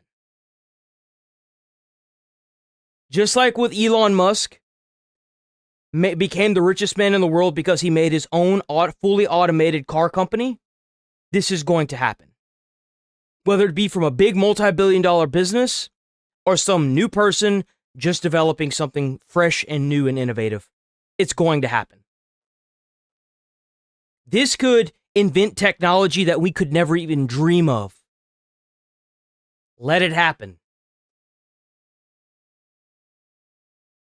this isn't the future is fucking delusional. It's keeping a job on life support shouldn't be the end of innovation. Think about how many jobs were lost when Henry Ford pushed into his production lines automation. Think about how quickly we can produce cars now. Think about the innovations to safety because we were able to take people off the treadmills that were constantly putting cars together and innovate into safety mechanics of a vehicle crash. We can't stop innovation because we need to keep a job on life support. This AI technology could put us into the future by generations. And you know why? It's because we can't have innovators anymore. Our culture kills innovators. It does. You cannot be, you could be the smartest person that ever went to school, but you will never be accepted unless you go 100K in debt, and then by then you're already indentured servitude. Our culture kills innovation at like a personal level, even. Even Elon Musk, he came from overseas just to make his car company. The big corporations that we work under, they don't want innovators. They want workers. They want slaves, which is the reason why they really don't want to get rid of any of the people that are illegal immigrants. They don't want to get rid of them because they're cheaper labor and they do what they're told. Obviously happening. That artificial intelligence will play a central role in automating routine work, making some roles obsolete. Yeah. These latest moves signal that Amazon is likely... I feel like what's going to end up happening is we're going to need a universal basic income. I want the government to... If you have a residence in the U.S. and you make over a certain amount of money, they need to take money from you and put it in the pockets of every American. Not all of it. We have enough rich people. We have enough 1%ers that could easily put out a $2,000 check to every single American citizen that is in America. There's no reason why most people should even have jobs at this point. The top 1% could easily put $1 million in every American's pockets and not even lose a day of sleep. There's no excuse for this. Realizing enough AI-driven We're the richest country in the world, but most of it is congregated in the 1% of America. Productivity gains within corporate teams to support a substantial reduction in force. And the reason why I say that is the reason why they don't have warlords breaking down their door and taking all their shit and killing them and taking all their money is because of the benefits of living in America. And you should give back because of that. If I had that much money, you damn straight I would do it. I would do it in a heartbeat. No questions asked. You don't need them. You know why? Because if I had $1 million, I'm sorry, if I had $500 million and I gave every American $1 million, guess where they're going to spend that money? They're going to spend it back on my products. They're going to know my products by name because I allowed them to live. This just greed in this, ugh. An e-marketer analyst told Techloy, Twitch hit with massive layoffs. Okay, so here's the interesting part about the Twitch layoffs. All right, let's hear one it. of the people that got But fired anyway, Twitch getting laid off, Rip Bozo. was this guy, a man named Tarfu. He says, This is the reason why we need to get rid of humans in some jobs. I was laid off at Twitch today. I was at Twitch for 11 years. I started off working in trust and safety, then moved to customer experience. I was the person who built the entire fraud program at Twitch. You'll understand why I'm emphasizing that in a second. One of the reasons I never told people what I did for work, I was the one keeping bad actors off Twitch who steal and abuse revenue on the platform. I guess I did my job too well since they let me go. But do I have some great stories of being there over a decade? I bet he does. Horrible timing since my motorcycle accident was a month ago. I'm getting married in less than a month. I don't care. It's definitely been a bad year. Sounds like a bad I'm year. sorry that you were in a motorcycle accident. Yeah, that's cool. I don't How do really they care. know that I don't this know. guy fired The VTubers? jury's out on that. But You know what I have to say about that? Karma's a bitch. Or banned remember VTubers? how starting like a few years ago, a bunch of VTubers started getting banned for fraud. One example of this actually was Mother V3, banned for engaging in quote unquote fraudulent activity. So this guy's been going around, and he's been in charge of this shit. For 11 years. She's a pretty sizable streamer. Okay. 114 average viewers. That's 400 pretty good. peak. All right. Yep. So hard to imagine really engaging in fraud proper. Yeah. You know, I mean, it's not to say that bigger streamers don't engage in Getting fraudulent got, activity. yes. But let's read about this a little bit. Let's Right. read about this. Hold on. Oops, I accidentally popped out the tab. Okay, I'm an idiot. Don't worry about that. Let's Suspension. It's a perma ban, V, too. which has indefinitely banned It's not even a suspension. It's a perma permanent ban. Yeah. VTuber Mother V3, marking the first ban of her career. The news was first shared on by the verified ban tracker account, Streamer Bans, on December 20th, 2024. Why do you continue to stream on Twitch if you hate it? He's not at Twitch anymore. Problem solved. The VTuber later took to her X account to reveal the reason behind the suspension. The streamer shared a screenshot of the message sent by Twitch, which He gone. mentioned fraud as the reason behind the suspension. Message added, based on a review of your activity or content, we have issued a global suspension of your account. Oh, that means that that person cannot never make another account. They can never make another account on Twitch, ever. You can't show them on Twitch. You can't associate with them on Twitch. You can't even have them as like a guest on a Twitch stream. Period. They're gonzo. Violation, or the fact that you have incurred multiple Or- violation, your access to services are indefinitely restricted. Damn. Perma banned over this shit. They said the violation occurred in purchases, putting in an appeal. Tweets, they said that the violation occurred in purchases, putting in an appeal right now. Wow. You know what's funny? Is this probably refers to people buying subscriptions. Of course. You know what's also funny? Is so FaZe Connect, the company that I work for. Right. Okay. We're an established company, right? So this is not Okay. abnormal. We had some of our talents verified like by Twitch and had their revenue enabled early on. Sure. And even though the accounts were verified by Twitch, several members of FaZe Connect immediately had their accounts banned right after. You know why? Probably because people were buying subscriptions to these accounts that had not yet streamed, that had been verified by Twitch. And this is the guy that made that system? And he's not there anymore. Gotta love it, right, boys?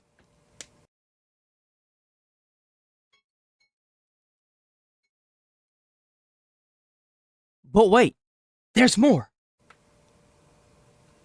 Oh, jeez, guy.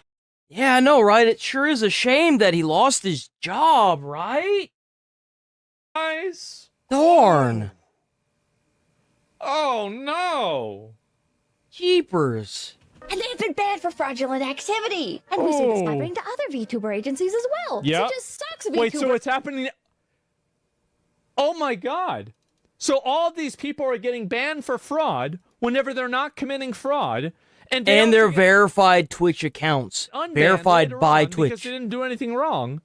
And this guy puts out a tweet looking for sympathy and then saying that he's the one that's behind the fraud. It matters because these VTubers, their livelihoods will depend on if they are able to make it as a VTuber. And they don't even get that luxury. They were permanently banned globally.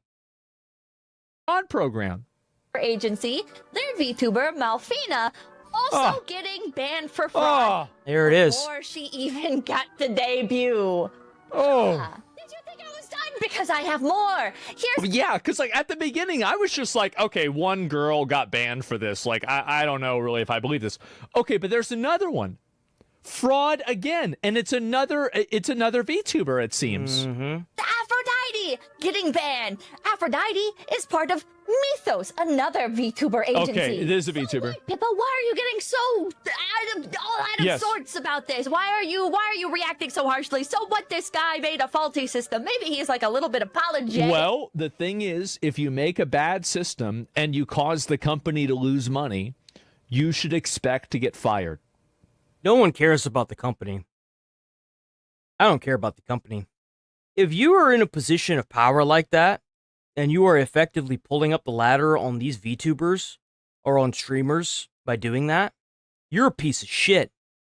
And I'm happy that your job went on the chopping block and got chopped. You didn't deserve it anyway. It was just a matter of time. Same thing goes with all those bias banners at Twitch as well. You want to go around and you want to ban people for calling other people fat, but you don't want to suspend somebody for shocking their dog on stream or essaying somebody on stream. I look forward to seeing your job going bye-bye. That's what you should expect. Now, you might not like that. You might not think that's fair. You might be like, oh, well, no, but I did other stuff. If you were doing this and it's happened to that many people, let's be honest. Or something, that all these innocent people got banned for fraud. All these people potentially losing out on their livelihood. Okay, I had to cut that because I started schizo rambling for too long. Yeah, they're losing out on their livelihood. I don't say it very often, but I've got to say it today. This is a W for Twitch. Yes, it is. Good job. You got him. The point is, look at this guy. Look at this guy. Good riddance. I was banned wrongfully in 2022 for fraud because I turned the ad slider to max settings. Oh, bro. Oh, uh-oh. Ho's mad. Ho's mad. It was never investigated, and it caused my main partner channel to be banned for evasion. 3 years have gone by and never investigated. Time to put fries in the bag. That's right. Oh, that's a VTuber. That's a VTuber that commented to that. Of that guy losing his job. Don't you just love to see it, boys? Look at this. I'll take things that didn't happen for 800, Alex. It didn't even happen. So he's going around saying that they're lying. All of this user's post. Man. He's not even apologetic about it either. Bro, you might have built... What's this other one? What is this one? Bro, you might have built the worst fraud program for Twitch. I don't think you realize how many streamers got permanently falsely banned because of your terribly made program. Oh, I realized, and not all were innocent. We just can't... We just can't shame them and show the evidence. Data doesn't lie, but just like anything, there are false positives which we made good. Well, what about the guy that just got banned for 3 years and it never got investigated? What about that? There it is, huh? Sure seems like you've got a lot of false positives. Yeah, well, he could false positive the fries in the fucking bag. Years for members of FaZe Connect to get unbanned. So there's other VTubers too. He says it didn't happen. Yeah, he just says it didn't happen. So actually, you know what? I find this to be fun. But now Mr. Dog here is calling him out, and he's saying, well, of course we have false positives. So which one is it? Are they lying, or is your system bad? Yep, there it is. Uh-oh. What an idiot. What an absolute idiot. He literally just put his foot in his mouth. You guys in the audience are just gonna have to take my word for this one.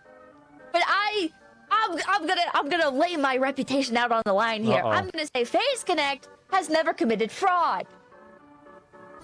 Hopefully that doesn't age poorly. If cut, so forgive me for not being particularly sympathetic to around committed fraud. It's outside my knowledge. Clip it. But I'm going to say with reasonable certainty that because so many VTubers got banned for fraud at around the same time, for around the same types of reasons, and FaZe Connect kinda just got cut. So forgive me for not being particularly sympathetic towards you, Tarfu, but you are a fucking asshole. And your system was fucking dog shit.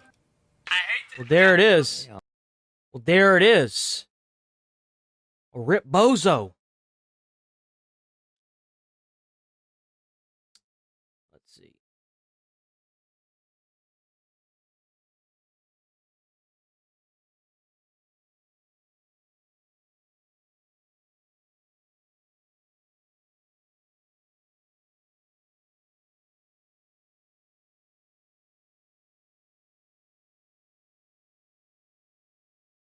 So this is kind of heartbreaking. We all remember what happened to Charlie Kirk this year. Apparently, there's new stuff circulating around about his wife, and it's pretty bad. Anything that they can do to hurt the credibility of Charlie Kirk and his legacy, these fucks are going to do it. There is no boundary. There is no limits. There is no morals. They're just going to do it. So he hugs her, right? Love is in the air within 1 month of my husband's death. So there's been a lot of people wondering about this and curious because they think that for some reason, I don't necessarily know why, that J.D. Vance is now, I guess, like interested in, or like this woman likes J.D. Vance. Like, I don't really know what this is. It's just a hug. Yeah, he gave her a hug, and no one will ever replace Charlie, but I do see some similarities in my husband and JD, Vice President JD Vance. I don't know. I mean, like, I could see why somebody, like, I mean, don't get me wrong. I can see why somebody would see this as weird, right? I would. But at the same time, I think that, like, actually thinking that it's weird, I mean, this has 500,000 likes. And it says they are sleeping together. And it says J.D. Vance is going to divorce his Indian wife, distance himself from his family, marry Charlie Kirk's widow, and position himself as a candidate for the 2028 presidential election. This is the kind of mentality where that instead of trying to pull together the Democratic Party and unfuck themselves, we are now trying to build an entire storyline for. I don't doubt for a second that JD Vance is going to be running, and in my opinion, I think he's going to get it. I do. I think that if JD Vance runs for the next president, the likelihood of him getting into the presidency is like 95%. Without a doubt, especially if the Democrats keep doing this stuff they're doing right now. It will be, it's just going to happen.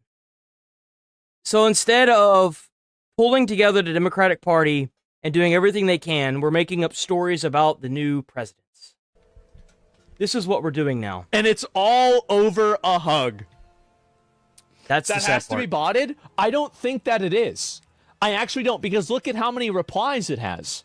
Like, no, I think this is bona fide, like, legitimate, like, grassroots retardation. Where's JD's Couch's position on all this? You're a total fucking retard. So this is the clip of it happening, okay? So is the vice president a two-timer? Is he doing the thing that, to be fair, a lot of other presidents have done in the past, right? Like, we know about Bill Clinton. There's a pretty good understanding about JFK. And there's a possibility about Trump, too. Well, I mean, I guess actually Trump, I mean, we know about Trump, right? Especially before he was president. But, like, is this another example of it, right? I don't know. Yeah, the Clinton sequel, I guess so. I don't think that's what's going to happen. And they say streamers have parasocial problems. This is the kind of stuff. Like, if I bring a girl on my stream, everybody, or the thing is that whenever I watch the shoe on head video, people are like, wow, this girl's perfect for you. She's like, married. You should start dating her. She's married. I'm like, she's married. With kids. What's she has kids, wrong too. with you? Like, and these are like, these are 31-year-old men in the chat saying this. These are grown-ass adults that, you know, you've graduated college. Like, you have, like, maybe an advanced degree. You manage people at your job, and you're in my chat. Oh, you should marry the girl that you're watching the video of. Oh, I'm helping. What are y'all doing? What are you guys thinking? It's oh like my that God. too. It's absolutely I think the like entire that. thing, the amount of degeneracy that is in online culture is actually kind of baffling to me sometimes.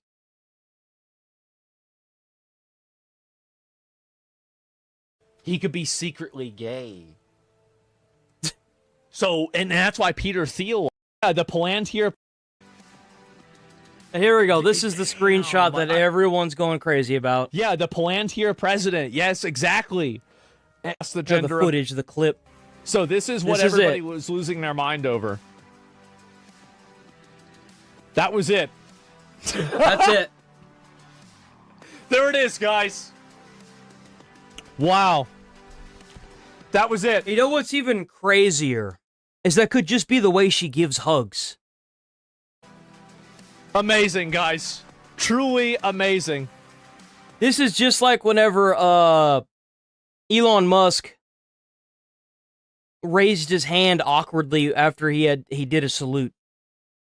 And everyone was like, they're calling him a Nazi now. And Elon just ignored it. And he was like, I'm not even going to give this the time of day. Don't even give it the time of day. It's stupid. Wow, It's that's so ridiculous. stupid. Yes, exactly. And what's her hand doing up on his neck? His hair? Well, I don't know. I think she just grabbed the guy, right? I mean, I don't know. I don't think it's really that big of a deal. But, yeah, so there it is. She's pregnant after the hug. I guess so. Biden would have tried to nibble the ear. You know what's really funny? Is that you're absolutely right. Can you imagine if Biden tried to hug some attractive young woman? It would guaranteed somehow be weird. There it is. Welcome to my husband's memorial. Man, they do not like her. Yeah, they really don't.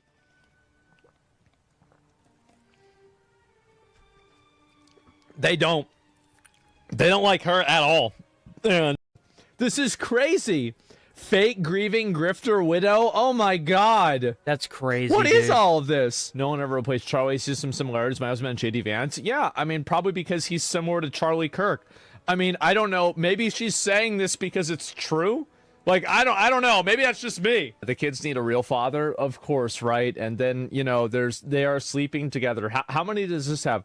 This has 32 million views. Views. Jesus. Fucking Christ. It only has 32 95,000 likes, though. That should be a pretty big indicator on how our democracy's going. Oh my.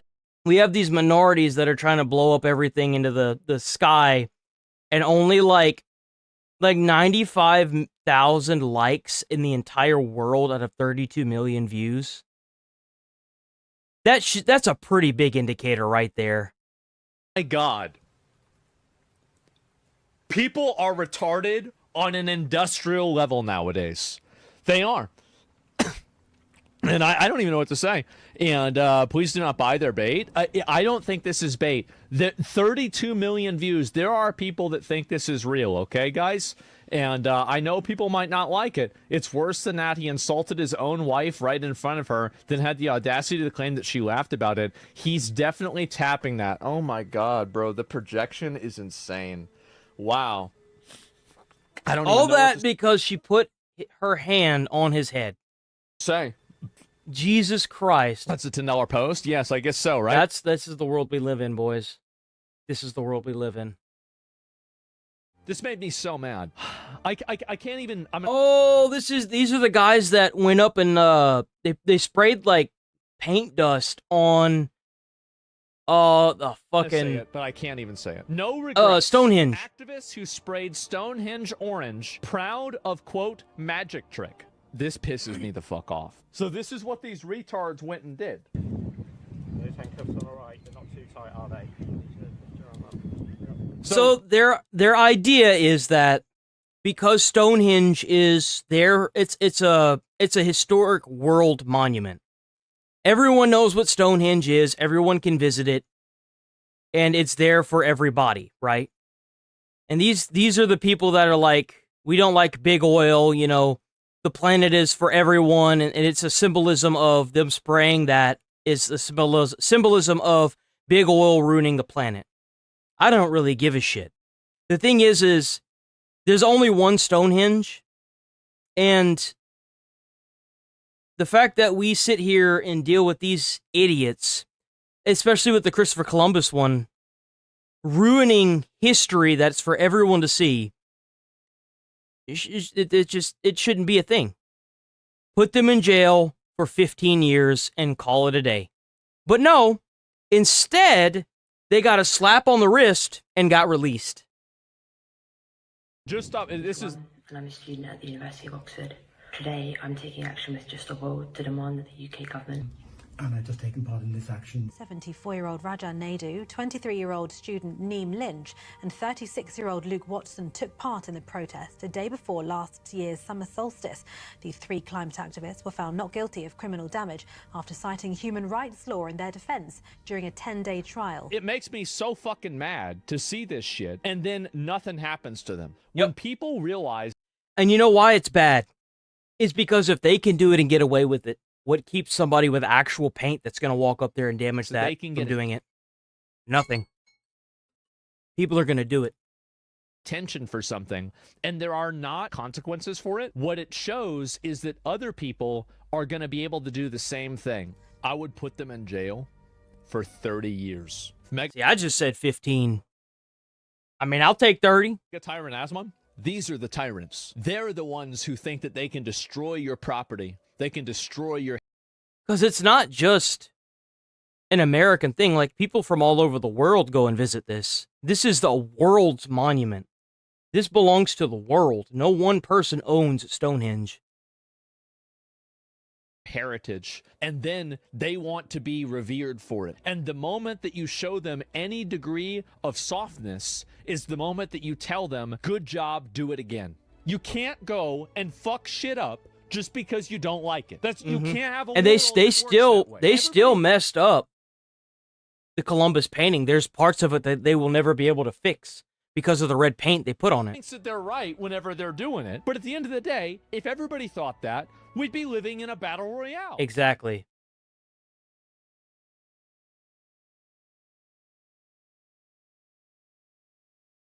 JD Vance. So JD Vance had a meme that went around just before he got into office of him with like some curly hair. I don't know where the meme came from, but it was kind of funny.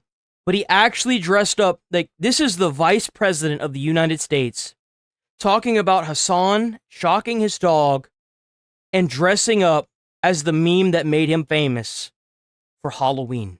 It's new post. All right, let's see the...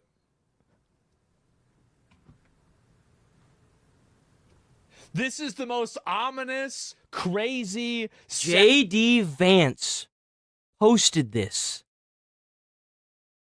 on Twitter. Savage, like evil one possible. And he just goes and posts this shit himself. So JD Vance went and did this, but I've already got a costume. There it is. That is the costume he chose to wear for Halloween. It is the meme of himself. This really happened. Oh my... Really, bro? He just doing it all the way. He actually went and did this shit. I'm sure watches the stream. I don't know if he watches me. It's like I said before. If Hassan would embrace, I would have embraced. I think it's a little too late now. Shocking the dog and then made fun about it. People on the internet eat that shit up. If you own that shit, bro, own it. It's yours. I don't know why, but people eat it alive, especially if it doesn't have anything to do with violence. I mean, this shit's all over the internet, man. It is all over the internet. I think it's going to be sooner than later, and I think it's going to happen in other places. This could be our next president, boys. Happy Halloween, kids, and remember, say thank you. Jesus, bro, he actually went and did that shit. Wow. Oh, there we go, guys. He knows? Yeah, obviously he fucking knows. I mean, if he knew about Hassan shocking his dog, he definitely knew about this, right? I mean, for fucking sure. Hassan. Like Hassan Spiker? No. No electrocution of dogs here. Oh, bro.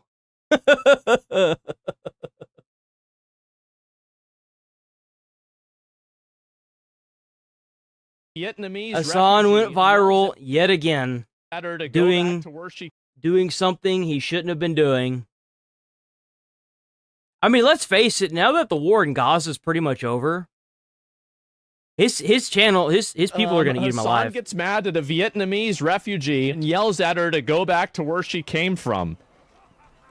Okay, let's hear it. Wait a second. Quick note for YouTube. The following clip contains racist language I do not support. Nope. I'm showing it for the purpose of criticism and education, to call it out and explain why it's harmful. As Vietnamese refugees, That's right.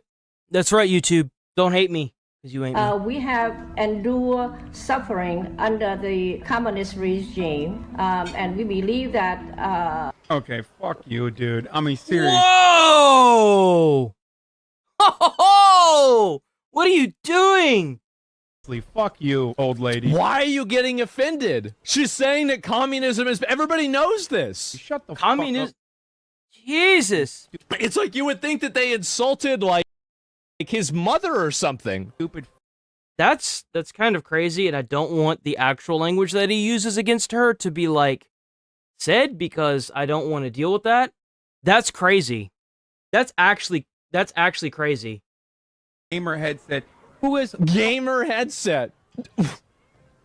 Flipping you harder, America or flipping Ho Chi Minh? Suck my dick, old lady. God Jesus, damn, bro. this refugee, okay? Bro, people actually follow this guy? How? I have been noticing that his viewership kind of dropped by a couple K here recently. So she's like South Vietnamese, which is an ally of the U.S. during the Vietnam War. He hates the U.S., so she is his enemy.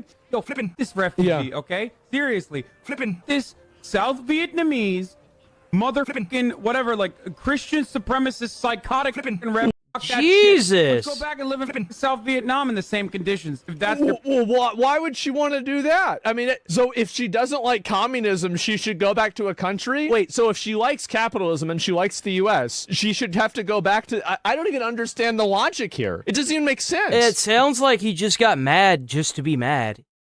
Does Hassan like communism? You do realize that if you were in a communist country, they take your wealth, right? And it's dispersed. You don't get to be rich in communist countries unless you know the leadership. He is aware of this, right? Careful, be careful. No, I fucking hate these people, dude. Oh my god. Isn't But you like communism, yet you don't live in a communist country?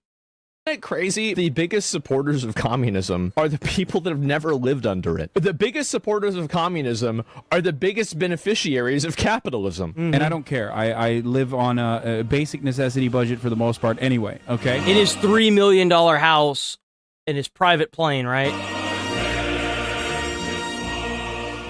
Yup.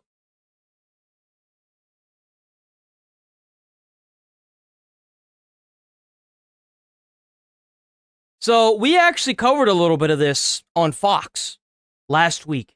This is the girl that stood in front of the ice trucks, and she's trying to go into political office? I don't even know. But she's actually in jail now. Well, I thought this shit was fucking funny. So this girl goes and gets mad, and she's trying to run and be involved. I don't care that you... Well, I mean, I do care. I do care. I can't say that. Never mind. I was going to say I don't care that you want to block the agents, but I do. I do. It's against the law. You're interfering with official police business, and you should go to jail. So politics, because she stood in front of an ICE car and she got arrested for it. The indictment alleges that you and others, quote, surrounded a federal officer's vehicle, banged on its hood and windows. I'm not speaking to the specifics of anything that's in the indictment. Here we go. Right now, but like I said, I do plan on pleading not guilty, and the evidence will come out in court, and you know, I plan on winning. Okay. Well, let's watch the video of what happened that day. Oh, no. It's supposed to be an insult? I don't even know what to say to that. You look like a melted candle. What does that even mean? All right, what does that even mean, man? We're going to find out right now. Up with liberation! Up with liberation! Down, down with deportation! Is that her?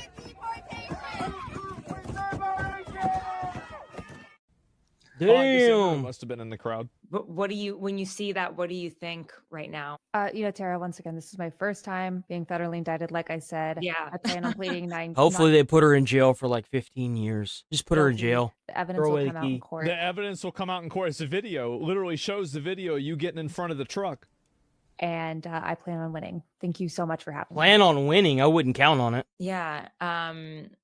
She just leaves. Just really quickly, I did want to ask you about Is she just gone? the fact that, like, She's gone. She roached out. Did she just sign off? Did she just leave the chat? Yeah. Of course she I'm did. so confused. I'm sorry. Yeah, hoes mad. That's what happened, right? Is you call a Karen out and they get pissed off, bro. She thinks she's gonna run for Congress because she stood in front of a car? What the hell is wrong with these people? They so fucking stupid, it's embarrassing. It Guys, is. This might come as a shock, but, well, Shock, my dog.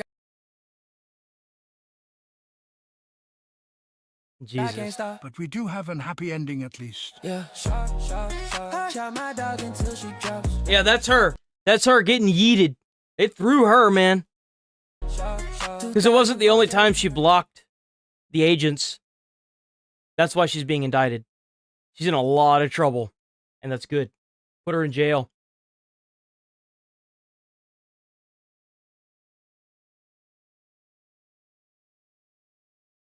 So this is what a Democratic convention looks like. And unfortunately, he did confirm that this isn't AI generated. This isn't fake. This is actual footage from a Democratic convention. And I can see why the Democrats are going down the shitter. Not use gendered language to address everyone. This can't be real, right? We have a lot of disabled comrades. This has to be fake, bro. Like, there's no way. What a Democratic Socialist convention is like, and it came out 6 years ago?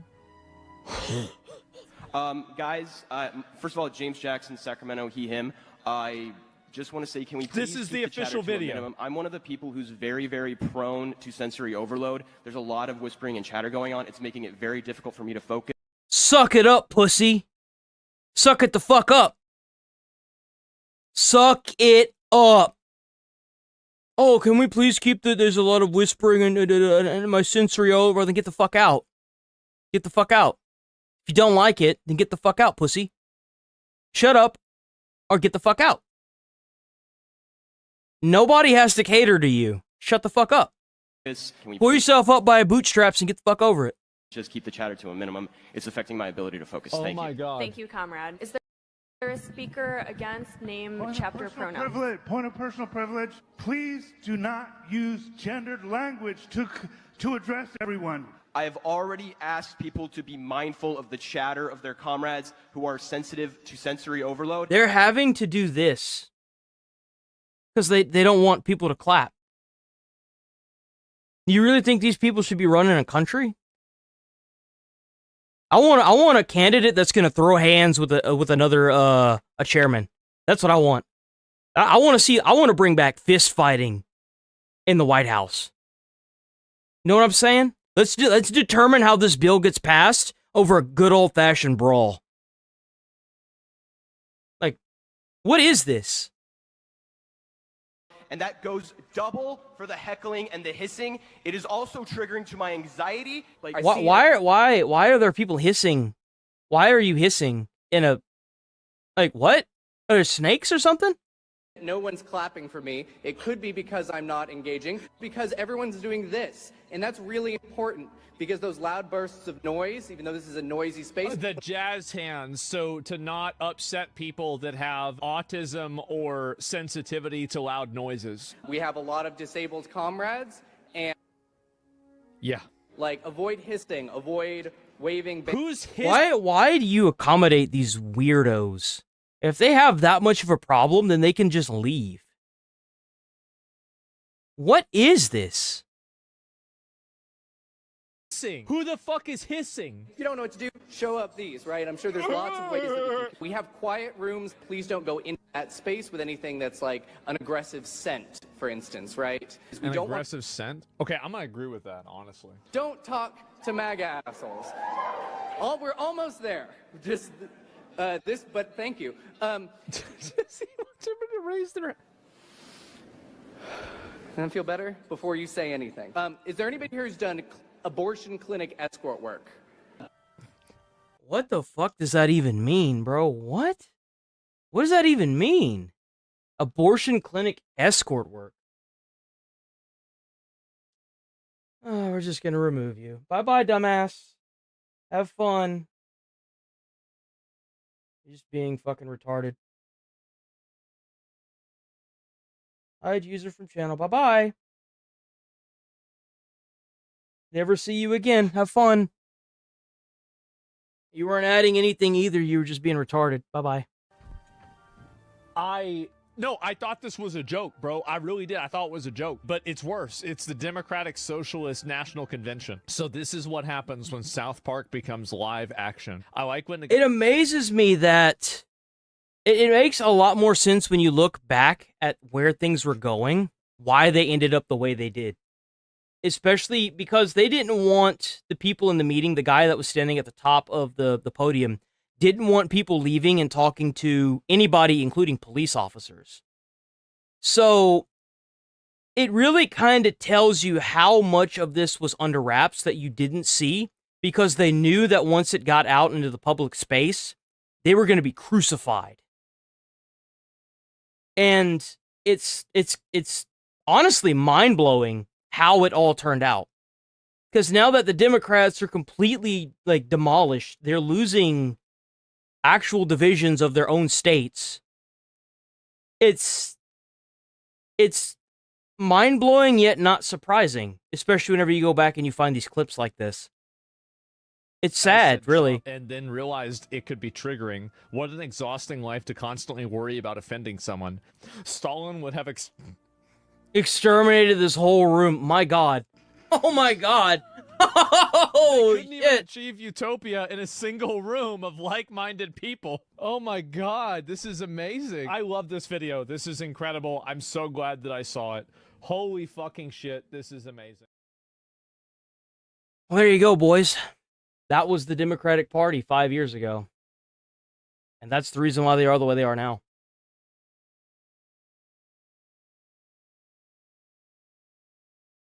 $10, $12. So this is pretty impressive. I actually genuinely liked this. Let's see, does it have... How long is the normal video? We now have this digital world that... The only thing that I can see with this, unfortunately, is because... Let me see. I'm going to use Asman instead. I'll use Asman. Brutally unfair for men? We now have this digital world that we can live our lives in as a distraction from the real world. And there's now more confusion than ever over what it is to be a man and the role of a man in a, you know, and then we look at the stats around suicidality. And I think in Europe, guys the kill biggest themselves killer all the of time. men under the age of 45 is themselves currently. Yeah. Is the shifting idea of what it is to be a man having an impact on people's sense of self and their purpose? 100%. So there's a crisis that's going on in It's a men. huge identity crisis. Massive. And people think that this is new, but I don't think it's new. It's always been there. So if you look at, like, you know, even 50, 60 years ago, 80% of suicides are still going to be men. So historically, men have been killing themselves for like 100 years, and no one's been... Well, I mean, what's that seppuku? The Japanese swordsman thing? Yeah. I mean, plenty of times, like, absolutely. Paying attention. We're just noticing now because the problem seems to be getting worse. Yeah, it is. So there's a couple of things that are really interesting. Well, it's not just that the problem's getting worse, it's that more people are talking about it. More people online are talking about it because they're tired of feeling the way they feel. They don't really have anybody to turn to, so they go to social media and they talk about it on, like, TikTok and YouTube, and then it just blows up. So one is that if we look at what technology is doing to our brains, the first thing that it's doing is it is externalizing our attention. So if you look back, like, let's say 1,000 years ago, as human beings, we spent a lot more time with ourselves. Yeah, exactly. A good example of this would be like monks, Shaolin monks. Whenever you have all that time, you seek enlightenment and you seek to grow your strength. Like, that's just what people did. A lot of samurai, a lot of original kung fu artists or martial arts artists, whenever they originally started, you know, practicing, it all came from somewhere, right? Well, there you go. Like, that's a fantastic example of that. Like, you got that's one thing is people, like, I've noticed this myself, is that this is going to sound really bad, but I'm going to just say it. Every time I get to a stoplight or a stop sign, I have to wait. I will sometimes pick up my phone and I will look at my phone while I'm driving. How many of you guys do that? Be honest. I do it all the time. Yeah, I do it constantly. I didn't really do that. I didn't like doing that. It made me feel bad. I had my phone, but I always had it set up to do, like, the Google Maps and then had music playing. Okay, so I'm basically, all right, carefully, I have not run over anybody that I'm aware of. So let's say that you and I go out hunting. And then let's say you shoot an arrow at a deer and you miss. And then I shoot an arrow at a deer and I hit. So in this moment, I'm superior to you. Sure. And then we pick up the deer and we're carrying it back. And then we have about 2 or 3 hours to take that emotional insult and we kind of process it. We just give our mind space to process it, which it does automatically. Now, if you look at what happens in people's days, well, they don't it's also that, like, I mean, then you're helping the guy cook the deer and eat the deer and skinning the deer. And now both of you are eating the deer. So, like, you take part in the other person's success. And, like, now I think life, especially social media, is seen way more as a zero-sum game. So, like, whenever... It has to do with the fast pace of everything. Everything moves so fast-paced. Even your job, and to a degree, is trying to make you work faster. So you work faster... and then everything moves faster. So you just don't give yourself the downtime to process anything. Whenever somebody sees somebody else doing well, there's not really the enthusiasm to compliment that person or to be positive towards them, but instead to undermine... And it has to do with people being way too harsh on themselves. The hardest critic you're ever going to satisfy in your life is yourself. And think about how true that is. Think about how often you do something that most people could never do in their life. And instead of praising yourself, you say to yourself what you could have done better, what you should have done differently, and how you can do it faster in every way, shape, and form. That's what happens when you're raised on such a fast-paced world that is built on foundations of people who fail.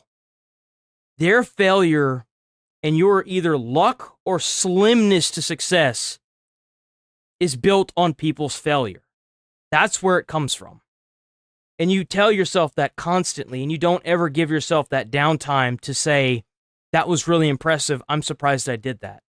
Find them and make it invalid what their success is. You always tell yourself, but he did this, and he did that, and that person did this, so I don't mean shit. You know? Have any time to process what happens to them because we are so constantly distracted by external things. Yeah. So I don't know if you're like this, but I was in this point where I was idiotically efficient. So I would wake up in the morning. Yeah, I'm gonna be honest. Like, this is one of the things that with like my dad, whenever my dad passed away, like basically for the first 2 weeks, I was just kind of like, I was so busy, bro. Dying is complicated. Holy, and I was just like, all girls are whores now. I literally listen to the news in the shower. Right? So we don't want to waste time. And so if you really think about it, where's the attention of your mind? Your mind is pointed outside of you. Yeah. And so then what happens is once we do not pay attention to ourselves, we lose sight of our internal signals. Literally in the same way that if you raise a child in a dark 100%. cave, Absolutely. the photoreceptors in their eyes won't develop. They will. That's exactly the reason why I have, like in my house, all my lights are always off. We don't know who we are anymore. And now if I don't know who I am, how do you make decisions? How do I figure out who I'm supposed to be? Yeah. I pay attention to the outside. That's where he's coming in with all these toxic masculine people that are like, I've got like 5 wives, I've got this big ass mansion, I've got all this money, and at the end of the day, most of these people that are toxically masculine, they don't have that. They have paid women, they have paid vehicle, they're renting a car because they can't afford it, just for the picture or the video. You know, answers they're on the outside. So this person is that's what most people seek nowadays whenever they think of happiness, when really that's not the case. Just being able to pay your own bills, I think most people would find that just happiness in general. This person is talking about what it means to be a man. Well, I think the big problem too is that like there is a lack of fathers in households, and I think it's also a lack of masculine positive role models in households. So, like, I was incredibly lucky. There's nobody to look up to. Like, and that's one of the reasons why I personally feel like if you're trying to adopt a child, you shouldn't be able to adopt if you're a male-male or female-female couple. You shouldn't. You have things on your body that you can't... Like, if you're a male-male couple and you adopt a little girl, there are things that she's going to have on her body that you can't help her with. She's going to have emotions that a man just can't biologically have. It's just not possible. It's the same thing with a male, just like a little boy going with two females that as like parents, like there are emotions that he has to, like a little boy being raised by two females is going to probably destroy that child's life, because as a man, you're expected to do certain things, even if you don't like them, that women can get away with. That's just all there is to it. Like, for example, a lot of men, the only emotion they're allowed to really show is anger. And they use that anger to get the job done. But how many of you guys out there that know women that throw themselves on the ground and then they throw a tantrum like a 5-year-old and they get what they want because they're pretty or they're a certain type of way? That kind of shit, if a man did that, would end up in either jail or very much so alone and embarrassed. Like, there are just things that you can't... There are things you just can't do as a male or female couple. And that's just my opinion, and I feel like unless, like you've got a good counter argument to that, I don't really see it being good for anybody involved in that. And a lot of friends of mine, right? I mean, we're also incredibly lucky where, like, we had people like, like you can even ask Cody, it's the guy. Means to be a man from the outside world. China that love Goku, Japan obviously love Goku, Europe that love Goku, South America, holy fuck, like they go crazy for that shit. And everybody, I think so. Information, I'm trying to figure out what it means to be a man from the outside world. And this is when men get truly fucked. Yep. Because what it means to be a man, we are getting all kinds of mixed signals. Mm-hmm. So on the one hand, it means being physically... It's also another big problem too, is that, and I don't know if he's going to talk about this or not, is that I think that self-help and information on the internet and people looking for any sort of advice on the internet is incredibly toxic, because the most popular people in a lot of cases tell you that your fault is somebody else's. It's the Jews. It's women. It's the patriarchy. It's rape culture. It's, fucking white supremacy. It's never you. And that's the problem, is like, so much of the, and this is, I've said this before, right? So much of these things are constantly about why you're doing people basically are looking for someone to tell them that you're doing your best whenever you're sitting at home, jerking off to animals that aren't real on DeviantArt and playing Marvel Rivals for 12 hours a day. Yep. And if you don't tell them that that's the right option and you're doing the best you can, they're going to look for somebody else that will. Yep. That's the problem. And I think that's what's really kind of hurting right now with a lot of these parents. A lot of these parents that I've noticed, they don't know how to let their fucking kid grow up and let them go. Even with my fiance, I noticed that they were like very controlling to like a scary extent. Like, I don't understand what happened, but this new age of people growing up, the millennial children, you millennials got to learn how to let your kids fucking go and live. If you prepared that kid to sit on their ass in your house and help you with chores every single day, you did not prepare that child to go out into this cold-hearted world when you die. You are setting them up for failure. Whenever a child leaves your house, they need to know how to function and how to work and how everything works in society. If you didn't teach your kid how to do that, you failed as a parent. Just because you give birth doesn't make you a fucking parent. That's not how it works. Being able to tell your child there's going to be a lot of shit that you don't want to do, but you're going to have to do it to make a living. You better get used to it. That's the cold-hearted reality of the world we live in. That's how it is. And instead of sitting there saying, oh, you're going to do all these great things, oh, and you can't even afford to put them through college, you're lying to them. Seriously. Be honest with them. Kids are a lot smarter than you think they are. They're sponges. The sooner you train them to deal with the harsh reality of life, the better off they're going to be. It's so toxic. Massively toxic. On the other hand, it means being a provider. On one hand, it means having sex with as many women as you can find. On the other hand, it means having sex with just one woman and being a really solid man and being a good father. And then there's also people telling us that being a man means that you're shit, right? That you're toxic, that your testosterone level makes you violent, that you're evil, that you're privileged, that there's a patriarchy, all this kind of stuff. So we're getting all this information from the outside about what it means to be a man. And so the other, like, there are all kinds of interesting ramifications of this. So men in today's society are not allowed to complain. So if you complain and you're a successful person or a privileged person, everyone is going to think you're arrogant. Everyone is going to think, oh my God. He's right. He's right. Absolutely, he's right. The people that are seen in a privileged position, like, I think this is true for streamers. Like, I have a lot of streamers that, like, will talk to me, and they'll tell me, they're like, I really wish I could tell people this, and they'll be upset whenever they'll tell their audience something. Damn, there's a rainbow. It's a sign. Wait, it's a sign for over more than 1 billion people in this world right now. You've already spawn RNG'd yourself above 1 billion people that don't have access to the internet. They don't, and a lot of people never understand privilege outside of the spectrum of, like, race or gender, which is on. Bro, he would do this constantly. Like, every time that I told him I had a problem, he would tell me about his problem that was worse. Oh, and he's honestly, talking about his dad. The child, when they say, I am suffering, and no one listens. My dad would do this all the time, bro. He would.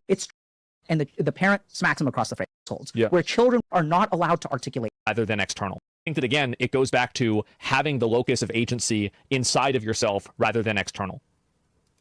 Psychology, when you as a human being are not allowed to articulate your suffering. I've worked with people who've grown up in abusive households, where children will say to their parents, Mommy, Daddy, I'm hurting. And the parent smacks them across the face. How dare you? You're so lucky. You don't realize the sacrifices I make for you. It's traumatizing. Yep, I know that. I know that. To the child, when they say, I am suffering, and no one listens. My dad would do this all the time, bro. He would do this constantly. Like, every time that I told him I had a problem, he would tell me about his problem that was worse. And honestly, it was a point of contention between him and I. Like, I never really got over it, to be honest with you. I still resent that. This is what we're doing to the generation of men. People are saying, I am suffering. For 100 years, men have been killing themselves. 80% of suicides are men. The most dangerous thing for a man under 45 is themselves. That's right. And these people have been literally killing themselves because no one has been listening to them. So in the same way that you grow up... you know why? Is because whenever you end up losing your career, or you end up losing everything at the age of 30 and above, your life is pretty much over, man. Like, if you lose a job, a career at 35, and then shit starts disappearing, like your car, your ability to get another job, you're pretty much done. Especially whenever you spend like 15 years at a job just for them to fire you over pretty much nothing, or just the fact that the job is gone now, or the position just liquidated. What is there to do? What, start over? Fuck that. Why? Why should you be forced to start over, you know? And that's the unfortunate world that we live in. As a child in a household that's abusive, where no one takes you seriously, no one listens to your suffering, and now we even have successful men who are not allowed to complain. Well, so those are especially the ones that aren't allowed to complain, because they're the ones that have access to the resources and all this, like, methods of power, and so you especially don't want to hear them complaining. Impact is the same. Anytime you have a human being who is suffering in some way and they cannot find connection with another human being, they cannot find compassion with another human being, that person is going to feel isolated. And if you look at the statistics on suicide, it's very interesting. So the number one thing that correlates with male suicide is not depression. Not having a girlfriend? This is super Isolation. scary. There's one study I saw recently that suggests that 50% of men who kill themselves have no history or evidence of mental illness. And this, I believe the statistic... You know why? Because you don't need to be mentally ill to realize that your goose is cooked. You need to be very logical, and you need to understand, which means you have to be rather smart to understand that you're fucked. And there's nothing that you're going to do in the next 10 years that's going to get you unfucked. So what's the point of living? That's the thing that a lot of these men have going through their heads. It's the smart ones that realize how bad it's going to be. And they've already lived 35 years of up and down, up and down, up and down, up and down, up and down, up and down, clawing their way through every goddamn fucking hill just to be knocked right all the way back down at the bottom. Fuck that. If you really think about it, It's not because they're mentally ill. It's because they're fucking sick and tired. They're tired. They're done. They're burnt out. They don't want to keep doing it. I hear that, and I know exactly why they're not mentally ill. In my clinical practice, because I know what depression looks like. I know what bipolar disorder looks like. And half the men that I've worked with, at least, are not actually mentally ill. See, mental illness means a pathology of the mind, which means that the mind is malfunctioning. Most of the suicidal men that I work with, their mind isn't malfunctioning. They genuinely have a life that is no longer worth living. Yeah. Yeah, 100%. There it is. There it is. I'm not a fucking psychologist like he is. I'm nothing like him. Anyone with eyes and a brain can see what's going on. Anyone could. It's not rocket science, and don't make it complicated. Stop doing mental gymnastics. Look at it from the base level. You know how I know? I've been there.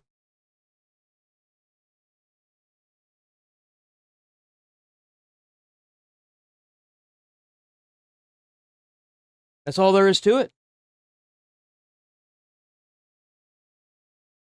It doesn't, you don't have to be smart to understand the reason why men are doing this. Just open your eyes. It's all around you.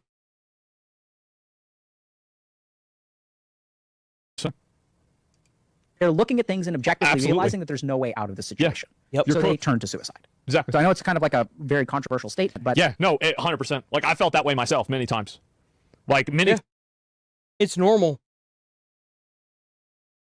In fact, I would go as far as saying that if you've never had that experience in your life, you're privileged. And I pray that you never have to go through it. I do. No one deserves to go through that. It's awful. It sucks. You know, you could be doing real good, making a lot of money at your job, making like over $100,000 a year. You know, you're about to pay off your house, car's already paid for, and now you're jobless. You can no longer make payments. They're threatening to take the house. You had to sell your car to make a payment. Can't find a job any fucking where. You're literally at the last limb of becoming homeless and being nothing to the world.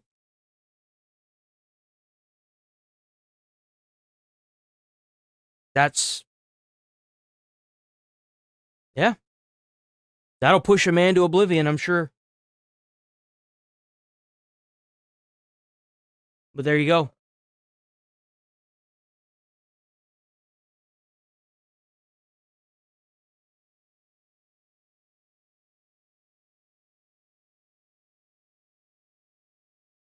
So, I don't know about anyone else, but I've used the dating apps to find a lot of people. And man, are they riddled with scammers. So it's no surprise to me that this would be a huge problem. Some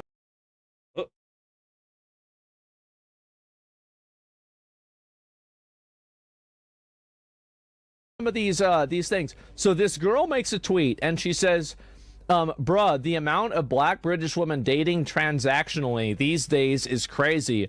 Not being funny, I feel like men exaggerate this. I honestly don't think the girlies out here being beggy like you claim they are.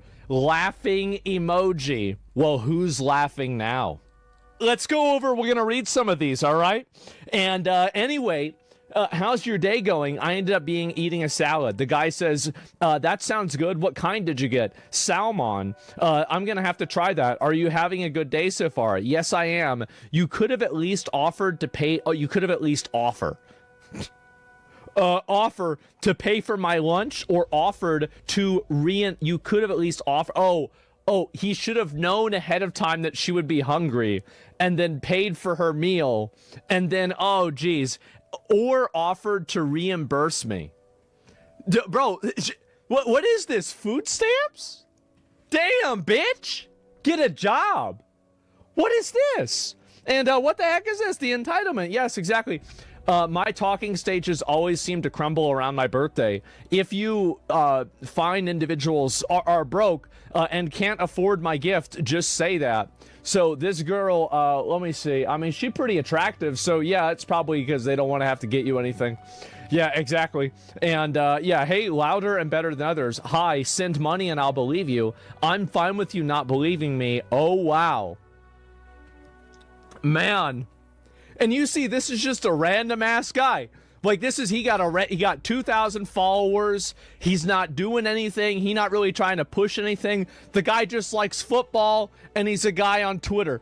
And this is it. So he had to deal with this shit right here. And keep him safe. Yes, exactly.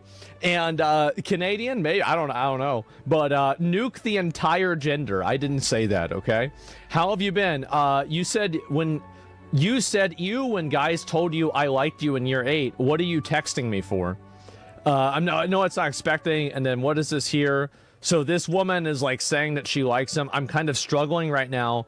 I'm 7 months pregnant. This is too cliche.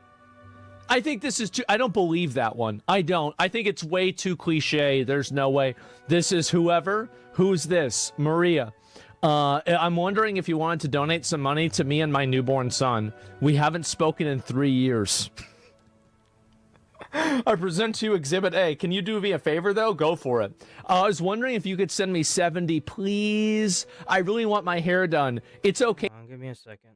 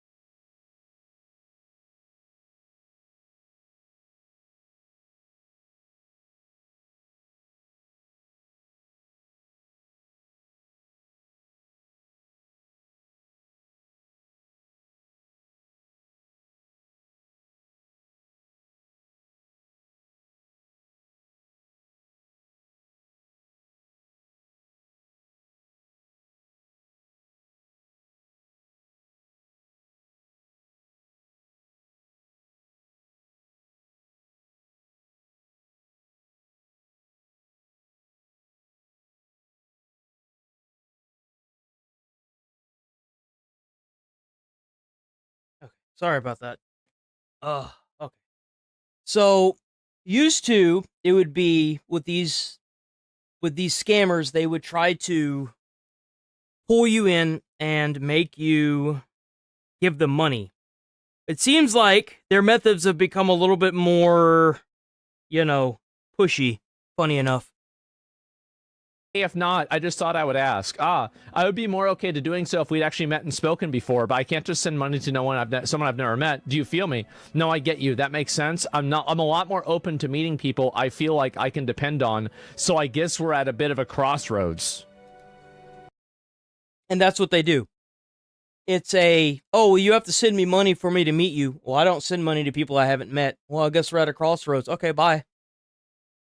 That's what you have to do. Just say bye.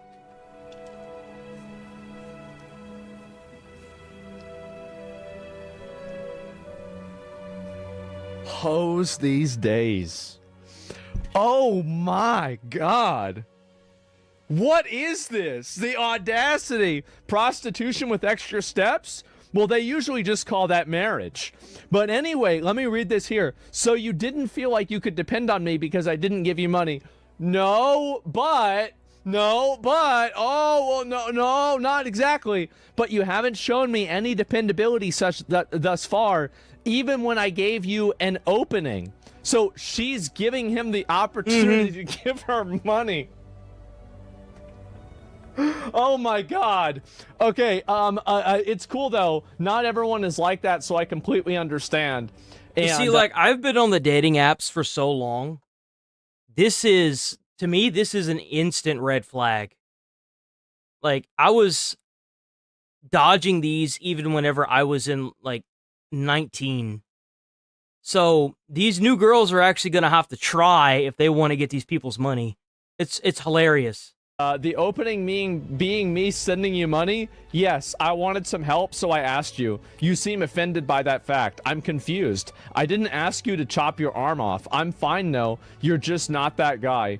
And then this is... I'm not even going to read all this. Yeah, and then she just sends him some hearts, and that was it.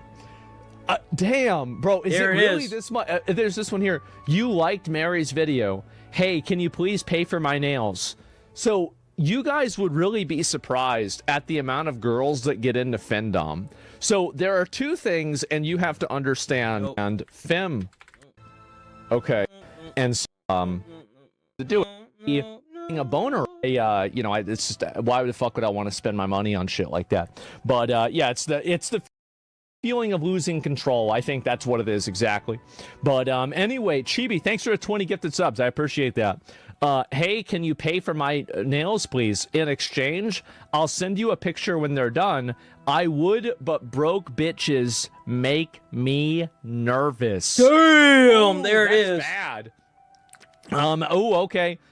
Should I come see you? I'm getting my hair done today, LMAO, so I'm busy. If you'd be down to take the burden of a payment off my shoulders for my hair, I may be inclined to see you after. See, that's the kicker, is I may be inclined. Mean today. Okay, hair thing is still an option. What day are you free? I think what we're really seeing here is that a lot of these scammer fuckers used to do this on... They used to do this on, in America. But I think that the Americans have put up such a fuss about this and not paying them that they legitimately gave up. Because we too goddamn broke over here, bro. We ain't got money for that. Any day you pay for my hair, bro, are you poor? I'm not paying for your hair any day. LMFAO, I was already planning on paying for it, but if you're not going to give me anything, like, I don't know why, like, why don't you just go out and admit you're being a hoe? Why don't you do this? Like, just go out and say that you're doing this. Like, you don't have to be lying about it, making shit up, do you? And, like, I think that Asmon thinks that this is actually real women. I guarantee you this isn't even a real person. This is probably some dude sitting in his basement somewhere. Could even be in the US just trying to get money from people. Straight up. I promise you that's what it is. You're just gonna try and sleep with me. I don't get nothing from that. I don't know you. So if you're not giving me no money, my time is valuable. Might as well spend it on something that pays me, aka my job and novel. Yeah, right. Writing a novel? Oh God, I can't wait to read that. Oh wait, nobody will be able to. Well, it's like you say that now because I want to give you money. LMFAO, you're funny. Of course I'm not poor. I was just in Greece. I paid for everything myself. Yeah, you paid for everything yourself after the guys sent you money into your account. Yeah, exactly. I never knew that it was this bad though. That's what's crazy. Is that how many of these examples are there? How have you been? How have you been? All right, wow, you straight away, doing well, and what's up? Straight away, assuming I want something out of you. Oh my God, a girl can't even check on you. My bad, I didn't mean it like that. You didn't ask me how I was, rude. Oh God, bro, like this is, yeah, this is, I honestly, like, wait, it gets worse? I think that it's funny that in Europe they're bringing this up now, because America has had this problem for years. So if anything, it could also be the fact that YouTubers are using this to mess up some scammers. They are posting it and then talking about it in YouTube videos as well. I thought about doing that, but I was like, Oh no, but yeah, low key, I was stressing though because I wasn't expecting all these expenses this month. I feel like everyone is born in September, draining. Yeah, tell me about it. I've had to celebrate my cousins and my friends' birthdays in the first week. Crazy. What are you guys doing? Well, we've got an AP Canary random question though. Could you lend me your? Why is all these broke ass hoes are in Europe? $300 just to cover maintenance and stuff before the birthday. I'll send it back mid-month. I'll be real. We're not close enough for me to do that. No, sorry. Yep, there it is, right? Okay, then. And, wow. Just Britain? Is it just Britain that they're doing this in the UK? Damn. Well, why don't they just bring back prostitution? I mean, obviously the women want it. Very clearly they want it. So why not? I mean, and guys, I'm pretty sure want it too. Like, who's losing here? I don't even get it. The thing is that those aren't real people. That's the issue. They're not real people. They're scammers that are using accounts that they probably bought or botted in some way, shape, or form. And now that scammers have their hands on AI tools, who knows where this could go? It's going to be damn near impossible to distinguish real from fake now. Adding another premium Hearthsteel. That's about World of Warcraft. We're not worried about World of Warcraft. So apparently these streamers got held up on a kick stream by a 13-year-old with a gun. He says it's a housefly. I think I say it's a spider bite. Who's that? Huh? You could give me that scooter right there if I could go home. It's just $2. For $2? Scooter lighter? Scooter light. You on stream? No, go. You got one? He on stream. Yeah, I'm done. Let me see. It's $2. Yo, say chat. something to my kid. What's up? Yo, say chat. something. He's 9. My kid is 9. How old are you? Huh? How old are you, bro? 13. 13? 14. That's right. He's 13. He's 14. Bullshit. Yo, spit something. Bro, he's 13. He's gonna spit something. 13. 13. Wait, he's vaping at 13? Oh my god. 13. Hey. Wait. 13. Bro, no. Wait, watch out. No. What are they doing? Look, went to look. No. Don't. I shot that What do you wanna do? Just say. Look. No, just say what do you wanna do. Hey, guys, come here. Bro, Come here. We'll give you a scooter. Hey, come here. Let me talk to you. Look. No, bro. Look. No, bro. I don't have. Yeah, look. I don't have like Venmo. I don't have something No, like you don't that. have to have no Venmo. No, it's a scan. You mean scan?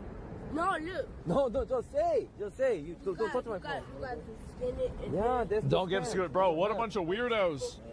Damn, they actually trying to press it. Oh, they hit the camera. Now he's getting mad. He's gonna try and hit the camera? Yeah. Why is he getting mad? He's hitting the camera now. Alright. Stop recording. We cool? Can you Hey, don't come to though? me. Does your mom teach you how to rap? Don't Do you record. know how to rap? Remember what I was talking to y'all about that 2%ers? Mhm. About them 2%ers right there? That's a 2%er. We Yeah, got it is. ourselves 2 bona fide 2%ers. Yep. Come on, rap. You're 13. Rap. You Stop recording, Andes. Yep. better scooter. No. Yes. So he has a gun? Bro. Stay away.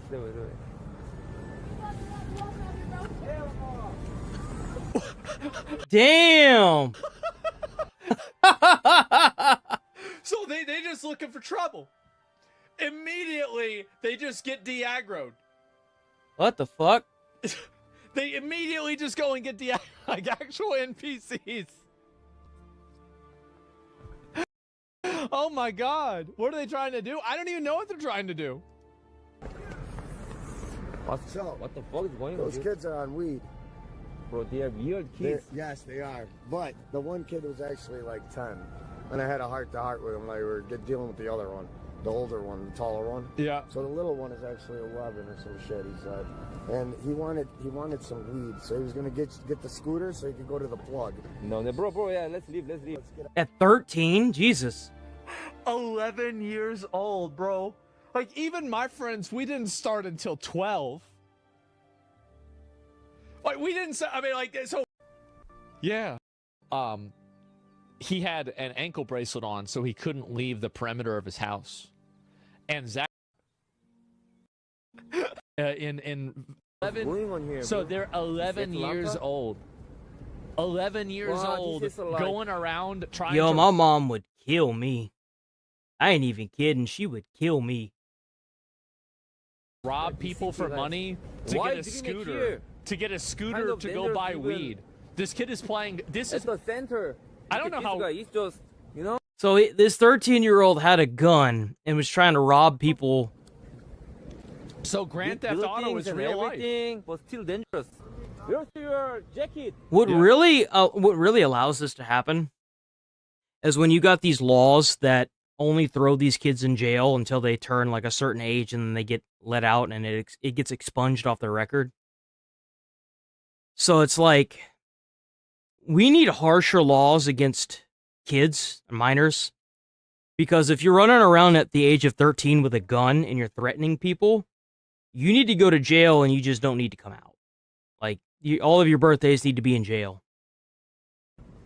Everyone knows, even at that age, that if you point a gun at somebody, it's bad. Period. There was both. So I was telling you, so the one little one, not the tall one that's stealing the scooter, but the little one that's stealing the scooter. He's only Wait, so now they're stealing scooters? 11, dude. And the other one's 13, and they smoke weed, and they actually hold guns, too. So. They hold guns? Yeah, the dude was No way. pressing you with a fucking gun. He was gonna way. shoot you, bro. No way. Dead ass. You wanna go frisk him now? No. All right, so are you Batman or Joker, bro? Man. Bro, like, yeah. He probably didn't understand what was going on because he doesn't speak English like that. He was like this. What's up? yeah, And he I was came talking like like this. I was like, nah. Oh, yeah. Go, come here. Because I guess And this talked guy to didn't the- understand. He's and not I talked English. to the one kid. Yeah. And he said, you know why? His dad died. And I was like, does your mom know what you're doing out here? Like on a serious note, dude, I'm a dad kicked in. You feel me? Because I'm a father. Are you a dad? No, right? Yeah. Not yet. You are? I'm not yet. Right. So my dad vibe kicked in. So I sat down. I said, look, man to man, look me in the eye. Yeah. I said, what's up? What are you going to do with the scooter? He said, I'm going to go get some weed. That's what he did. So that's why they ran that guy down. Because you saw, like, these kids were causing trouble. Yes. Yeah, so they really needed it. They needed that scooter. They were getting mad. They were getting mad. And then so that's the reason there why you go. Okay. Immediately the cab pulled aggro. Mm-hmm. What the fuck is going on? Those kids are on weed. Man. In prisons. That's crazy. I think we need to get that number up. And so, like, what I would do is that I would have a minimum required amount of people that were imprisoned or institutionalized at 2%. And so we would build a bunch of new prisons. We would use those people and compel them into labor so we could make them work for us, and that way we could not have as many illegal aliens too. So we ship all the illegal aliens out because we don't need them anymore because we have these 2%ers working for us instead. And then we go and we bring out mental institutions also, right? And then you put them back in the padded room. And you just put them in a room, and like I don't know what you can do with them, right? If you can really get them to do anything, but like you just definitely get them out of the space, right? You get them out of space, and so good solution, yeah, exactly. And so this is my plan, right? That's my plan. Are you retarded? I'm the only one that's not retarded. That's what the USSR did, bro. Maybe they were right. Shit. I mean, I don't know. But I guarantee you, by the way, I guarantee you, if you ever implemented this policy, the entire world would be a paradise. Everything would be great. There would be no more problems. You wouldn't be worried about, oh, God, I've got to talk to the associate to get the thing of toothpaste out of CVS. No. Everything would be a paradise. You could leave your door unlocked. I think he's got a point. I mean, 2% goes a long way. 2% goes a long way, boys. 2% seems very low. Yeah. Pop. Okay. What is this? Believe in climate change? Well, you know who else doesn't believe in climate change recently? Oh, yes. So have you noticed that all the rich people that were originally like, oh, climate change is so bad, climate change. now that they need bigger and better machines to make AI systems. Bill Gates has dramatically changed his position on climate change, acknowledging for the first time that there is no doomsday risk of global warming. And he goes and he says, though climate change will have serious consequences, particularly for people in the poorest countries, it will not lead to humanity's demise. People will be able to live and thrive on most places on Earth for the foreseeable future. So he just straight up roached out on it. Yeah, let's listen to the multi-billionaire about climate change, guys. He roached out on it. And then parentheses, we just won the war on the climate change hoax. Bill Gates has finally admitted that he was completely wrong on the issue. It took courage to do so, and for that we are all grateful. Make America great again. There it is. So yeah, there you go, guys. Another war stopped. Yes, the war on the climate has now been stopped. Billionaire philanthropist and Microsoft co-founder Bill Gates is now cautioning against taking a doomsday view on the planet's future. Man. Gates once described climate... Man, bro, like, I remember back in 2008, remember that movie, An Inconvenient Truth? And it was, where's the movie? You guys might not even remember this. 2006, okay. Yeah, so I was still in high school at the time. And so, remember this? Al Gore. Yeah, remember him? Long time ago, huh?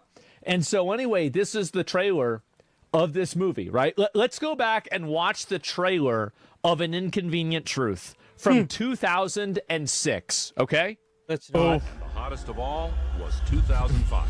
Wow. And this was in 2006. The most terrifying film you will ever see. Scientific consensus is that we are causing global warming. Oh. I am Al Gore. Guys, does anybody know about this? This was the biggest crisis in the history of this country. This is Hurricane Katrina. Mm-hmm. Terrorists. From Paramount Classics comes a film Shanghai, home to solve this mistake. Yeah, eat roach milk. Yeah, exactly. And that's the way it is. Everybody, trans for everybody, right? And so anyway, it does amaze me that after so many years of saying climate change is bad, we need to do something about it, climate change is bad, we need to stop everything we're doing and do these other things, now that there is a reason to commit more climate change, immediately the richest people in the world are on board with it, because of the AI innovations that could help their companies. How convenient, right? 2006. Keep in mind, 2006 was 19 years ago. Bill Gates was a huge advocate of this. Jesus. And now he's like, shit. I mean, like, wow. Not reduced. The death toll would be even worse near the equator. This is the 2021. And the unrest, would be global in nature. And sadly, you couldn't just invent a vaccine, so you've got to start work now. Wait, how could you make a vaccine for climate change? I think that you would have had to taken 10 vaccines to even understand. I feel like, hear me out, I feel like they may actually be onto something. So, climate change is bad, yes? Sure. Climate change is awful. But what if we used AI innovation to make climate-changing technology?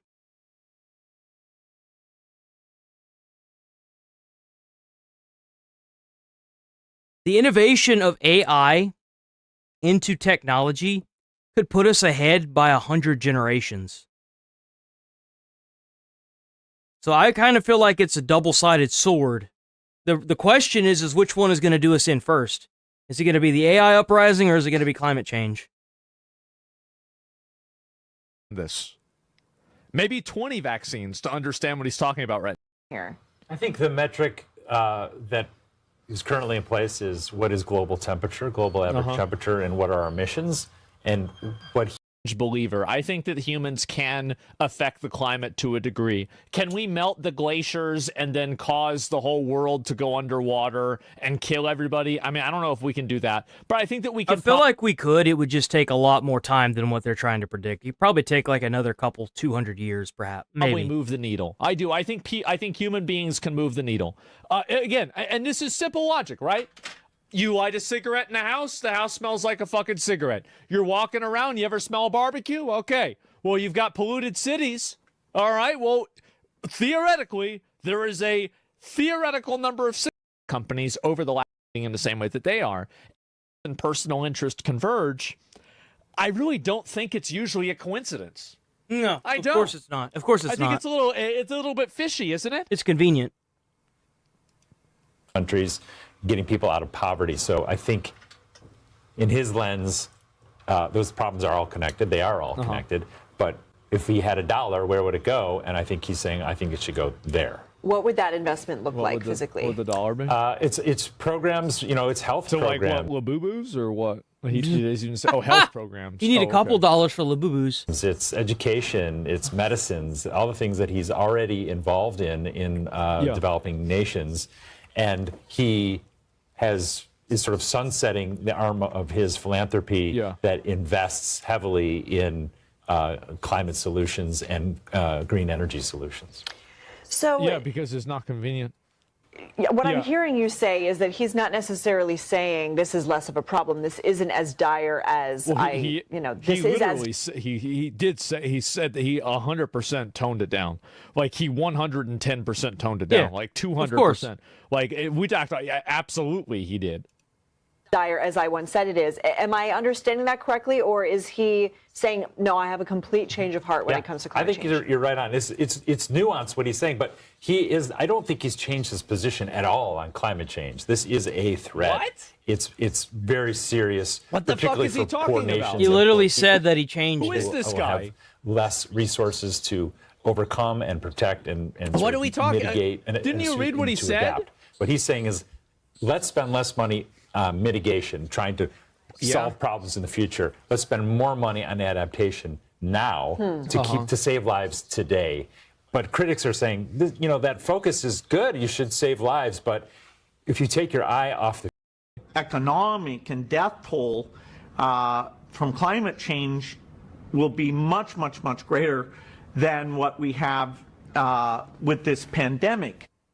But he's changing his tune now. He's actually rejecting the doomsday narrative in a new memo saying, quote, although climate change will have serious consequences. Yeah, I'm sure. Just another rich company with a multi-billion-dollar premise. Turn and tail because they see something that they want.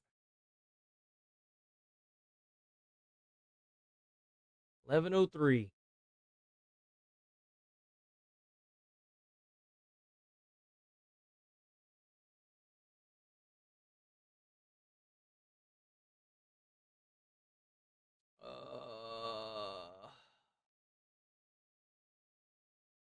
Where is... There it is.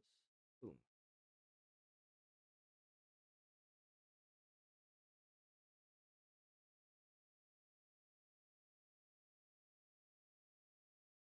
Oh, wait. What the fuck?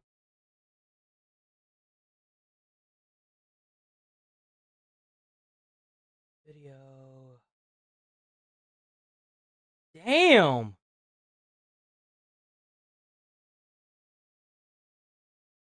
Burglary call leads to insane plot twist. Here we go. There we go. On December 10th, 2023, officers check out Midwest Safety! The Youngstown Police Department in Ohio were dispatched to investigate a possible break-in. A concerned mother reported someone inside her incarcerated son's home. Officers arrived to speak with the individual inside and determine what was actually going on. What follows is an eerie and deadly encounter. Oh. Thank you for coming. My son lives at the house right there where that mess is, that reflector sign. And I saw a guy coming down his steps, black guy, bald, black coat, went to the back, and he just went back in with a rake or a broom in his hand. He can't go through the back because we nailed it shut. He's got to be in there. What's going on at the house? It looks My like they're son putting lives stuff there. out He's on in jail. Okay, so there's a guy in the house, you don't know who he is? No. No, only me and 2 other people come, and we've been cleaning. Okay, I'll go find out who he is. That's creepy, bro. What the hell? Hey, how are you? Not bad. Hey, whose house is this? Dude named. Yeah. That's his last name? His name is Anthony. Anthony. Yeah. Okay. Sure. Is he here? No, he's not here right now. He should be back momentarily. I think he might be in jail. I don't know. You think he might be in jail? I think he might be in jail. Okay. You don't live here, though? No. You work for him, or? Yeah. Did he send you here to work for him? Yeah. When? Okay. How? And what are you doing for him?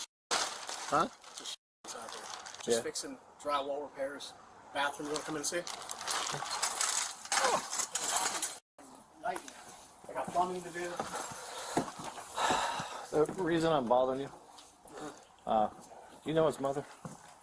Miss? Yeah. No, I don't know her. I know him. Wow. She's down the street. She came to check on the house, and she basically called you in as a burglar. Really? So you don't look like a burglar to me. So.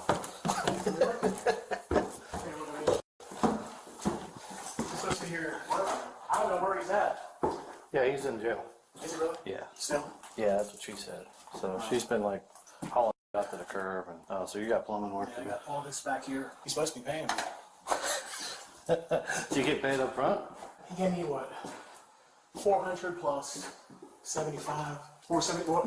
He gave me $35 on top of that. Wow. So, Well, I mean, at least he started working. Man of his word, at least. How long's he been in? When's the last time you saw him?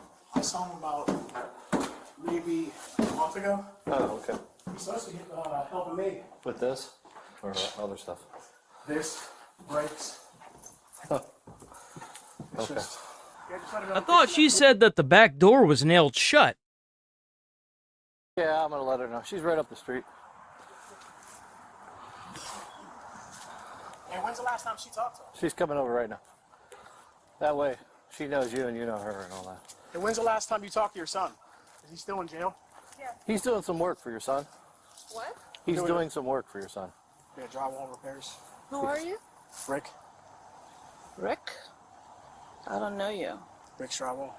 Huh? Rick's a drywall. He's actually working on the house in there. Yeah. Oh, he's actually a business. Okay. Oh, okay. This is interesting. I wonder what's going on here. I wonder if she's actually his mom. Come again. I'm hard of hearing. He's working on the house. Your son hired him. My son hired you? Yes. When did he hire you? About a month ago. Did he give you a key and everything? Yeah. Well, guess what? It is odd that he's able to get into the house. We changed the locks. I don't know. You don't know? I have the key. I was going to put that new lock You set can't- on this one. That's not true. We just changed the locks. Okay. We put a brand new thing. Well, if that's the case, then let him go over and turn the key and see if it unlocks the door. Somebody broke a window the other day, put their hand through there, and tripped the lock, got in, stole 7 bikes. Did you steal the bikes too? No, I'm working. Look, the drywall. I mean, do you see it? I saw the chain. You see I this? was here yesterday. That fence was not like that. He's working on the house. He's not working on the I house. just got here this morning. You see the drywall there? What's going on here?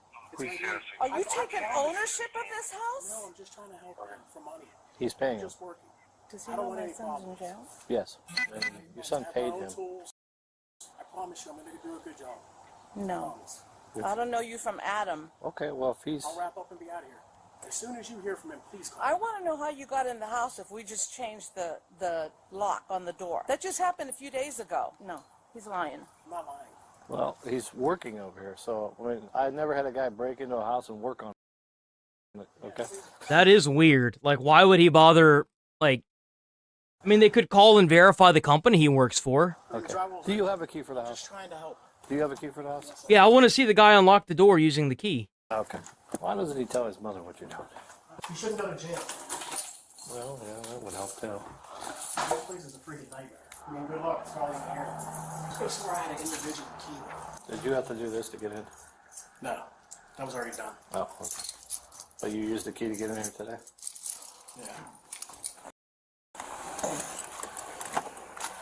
Hello. He said something about putting new locks on. I assumed I was going to put this one on. So I don't know if that's the key. I mean, there's all these keys. I guarantee it. I'm not going to get paid. I mean, ask her if she wants to lock it up. I mean, the other keys Well, are here's the somewhere. point. I didn't do that. If you came in I here didn't do that. and you used the key, It's here somewhere. okay. I just been working. Oh, damn. Somebody's lying. So if you have a key, it's here. Yeah, it's definitely here. I could have swore it was a loose key. But if you didn't open the door with the key, It's this one. you I promise you, I used the key. Listen, if you didn't, you need to tell me that, okay? I promise you. Because he could still have told you go over there, just pop a window and work on the house. He could have told you that. No. Okay. Yeah, I'm doing drywall work. I didn't know that she was gonna freak out like that. I mean, who breaks into a house and works on it? It doesn't even make sense. I mean, you could see she doesn't know me, but her son does. I mean, how did I know the last name? I could have swore it was a single key. You guys are more than welcome to come up. I apologize. I didn't know that she'd be stopping by. So he's working or he's working? Oh, he's got a plumbing thing going on upstairs. He's working on the plumbing. He's like, yeah, the guy hired me to do it. He gave me money. I'm over here. He's going to owe me money. She said, I don't know anything about it, and was talking to someone, have someone call her, and I thought it was this house down here, because they said she's parked in front of the house at Silver and Pop. Yeah, she's like half a block up. Yeah. I'm like, well, she flagged me down up there, and I'm like, what the f? She gets like, yeah, he's down the street. It's a guy. He keeps coming in and out of the house with a broom. He's got a plumbing job going up there. He's cutting drywall out here to patch the hole in the wall, but he can't seem to find the key he used to get in here. So he is a little strict. That's the thing that's concerning me now, is that if he can't find the key, he's cooked. I give you my word. The key's here somewhere. I promise you. Oh, man. The promises, here they come. It's a single key. Well, Rick, in the meantime, you have some ID on you? Because I'm going to have to... Apparently, this is going to be a problem for me in one way or another. I'm finding that key. Okay. I already know she's not going to pay me. Well, If he's still in jail. she don't know who you are, so she sure isn't going to pay you. But Rick, you got no ID with you? So I guess he broke the glass in order to get in. I wonder what his plan was. All right, what's your name? Rick. Yep.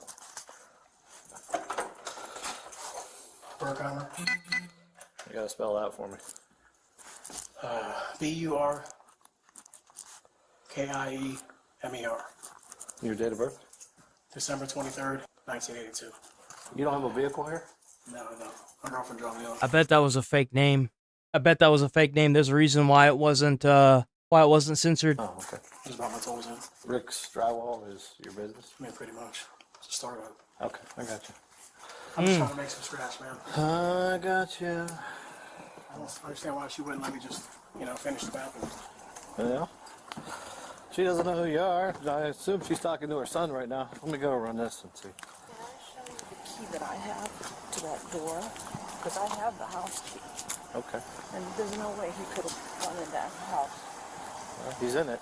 When did you talk to him about doing this job? About a month ago. Okay. He's working on pipes in the bathroom up by the bathtub. It's a plumbing job. I already have a plumber working on that. He's doing the drywall. But the plumbing got to be done first before the drywall. I'm telling you what I'm looking at. I don't know. He says he's working with your son, so I don't know. I'm going to figure out who he is, though. Did you know he was going to be going to jail? No, I did not. Okay. I mean, I thought he was in jail. I heard he was, but I thought he was going to get bonded out or whatever by now. I got you. I mean, nobody breaks in and fixes up a house, dude. No, not typically, but you'll be surprised how many times we've actually been on calls like this with people. They say they're working on houses and they're not. So, I'm not saying that you are. I'm just saying. I will say this: typically, if someone breaks in, another person. they leave. They don't come back. So. Yeah. But you did manage to get into the house. How did you get into the Where you house? live, bud? Around the corner. Okay. You dropped your other key there. Was that go to your house? No, this ain't my key. Okay. This is one of the ones off that lane. Okay. So he talked to the owner of the house, he said a month ago? Yeah, maybe a little over a month ago. Come do work on the house. He's in jail. That's his mom. She doesn't know he was supposed to be doing any kind of work here or whatever. We're just trying to confirm that that's what's going on, so. What's he have you doing? Just plumbing repair upstairs. Is it inside of the house as eccentric as is he outside of the house? You want to come see? She needs all the work she can get done on this house. For her to throw me out. So are you staying here while you work? No, I just got dropped off this morning. Oh, here we go. Oh. Well, either I'm totally f***ed up or you're giving me a line of What's your date of birth? 12/23/1982. Mm-hmm. That doesn't come back to anybody named Berkheimer. So, want to try it again, or? I mean, that's what it is. There it is. Okay. You're inside somebody else's house. Giving me information that doesn't match to a person. You understand where I'm coming from? Okay. Tell you what, turn around and grab the wall. Turn around and grab the wall. There it is. I mean, what did I do? Turn around and grab the wall. You're going to jail now. For what? I didn't do anything. I came to work. Like I said, turn around, grab the wall. Oh, there he goes. Stop. I have a gun on me. So do I. I have a gun on me. Stop. What the fuck's he doing? Why is he going upstairs? Stop. You toss that gun on the ground right now. Oh. Ventilate your ass. Toss that gun down. No. Toss it. Toss the gun. Up here. Go. Long gun. Long gun. Yeah, that was a long gun. Do not f this up. You understand me? I don't care. I understand you don't care. I'm nothing to live for. Okay. I'm just trying to make some money. My mom just died. Okay. I'm not doing this anymore. All right. The truth is, I met is in jail. Okay. And he told you his house is empty. He told me to come do some work on the house. Okay. So why are you doing this right now? Because I want to make money. Well, a phone call can straighten that shit out. Why are you doing this right now? That's a good. Trust the police. Oh, okay. Well, trust this. Toss that fucking gun down, or this is going to end very badly for you. I don't care about that. Okay. I don't Ooh. respect law enforcement, but this is wrong. You ever shoot somebody? Yep. Why are you gonna have to shoot me? I'm not going to jail. You hear me? Gotcha. At least 3 times. You understand? Oh, there it went.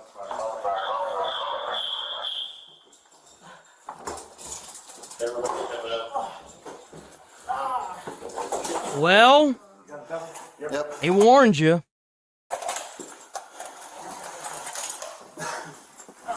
The way that cop was able to, like, get that in there without actually showing the guy getting hit, that's impressive. There it went. Give me the other one. Bro just got shot 3 times and he's still getting arrested. He took them rounds like a champ, though, didn't he? Oh, we can't show that. That's too much. Oh, we can't show that. No, sir, we can't show that. Hold on now, Midwest Safety. What was this guy thinking? He didn't want to go to jail. Yeah. He said, Lied about his You're information. going to shoot me. I'm not going back to jail. What the f is that? That's what he had. What is it? Looks like a spur. Is that what he had? Yeah. You're right. Spur? What the hell's a spur? Blood off of me. He actually fought graded MMA. Yeah, you would have had a hard time taking him. He was a one-punch knockout. His story was probably legit. He heard you because he kind of came over broken. This one.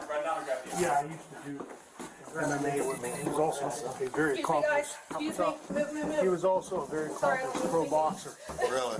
Yeah, you would have had a hard time taking him. He was a one-punch knockout. His story was probably legit. He probably has a warrant, which is why he didn't want to give his real. He wasn't graded MMA, but dude, I saw him lay some people. I saw him lay some people. You guys watched that thing He actually fought professionally for a while. Kind of looks like one. Just keep it clear for the paramedics and whatever they need. The suspect, Rico Acevedo, was pronounced dead at the scene. Damn. Although officers believed he was armed, no firearm was recovered. He had charged at them while brandishing a tool that resembled a pistol. His criminal history included a 2015 domestic violence case involving his ex-girlfriend, where he was charged with domestic violence, felonious assault, aggravated burglary, aggravated robbery. Damn! Order, though he Holy shit! Faced up to 40 years, he accepted a plea deal and served 6. He was released in October 2021 and remained under state supervision at the time of his death. This guy must really believe the myth that cops are stupid. One look at his eyes and you could see that something was off because the officer read it, that forced calm and the fake composure before everything went south. Damn, dude. Like, bro really wanted to give his life for that. I guess he got his mission accomplished. Well, that sucks. It is what it is, I guess. All right, I think we're going to roll out of here. It's going to be an early Monday. Early Monday, boys. We're rolling up out of this beach. We'll be back on tomorrow. What a great Monday. Thanks for watching. Thanks for sticking around. Be safe out there. Be friendly and courteous if you can. If you can't, then it is what it is. Be back on tomorrow, bright and early. Stay safe out there. Don't let any of the crazies get you. Try to do something nice to put a smile on someone's face. You might change their whole life. Be back tomorrow. Peace. Oh, wait. Peace.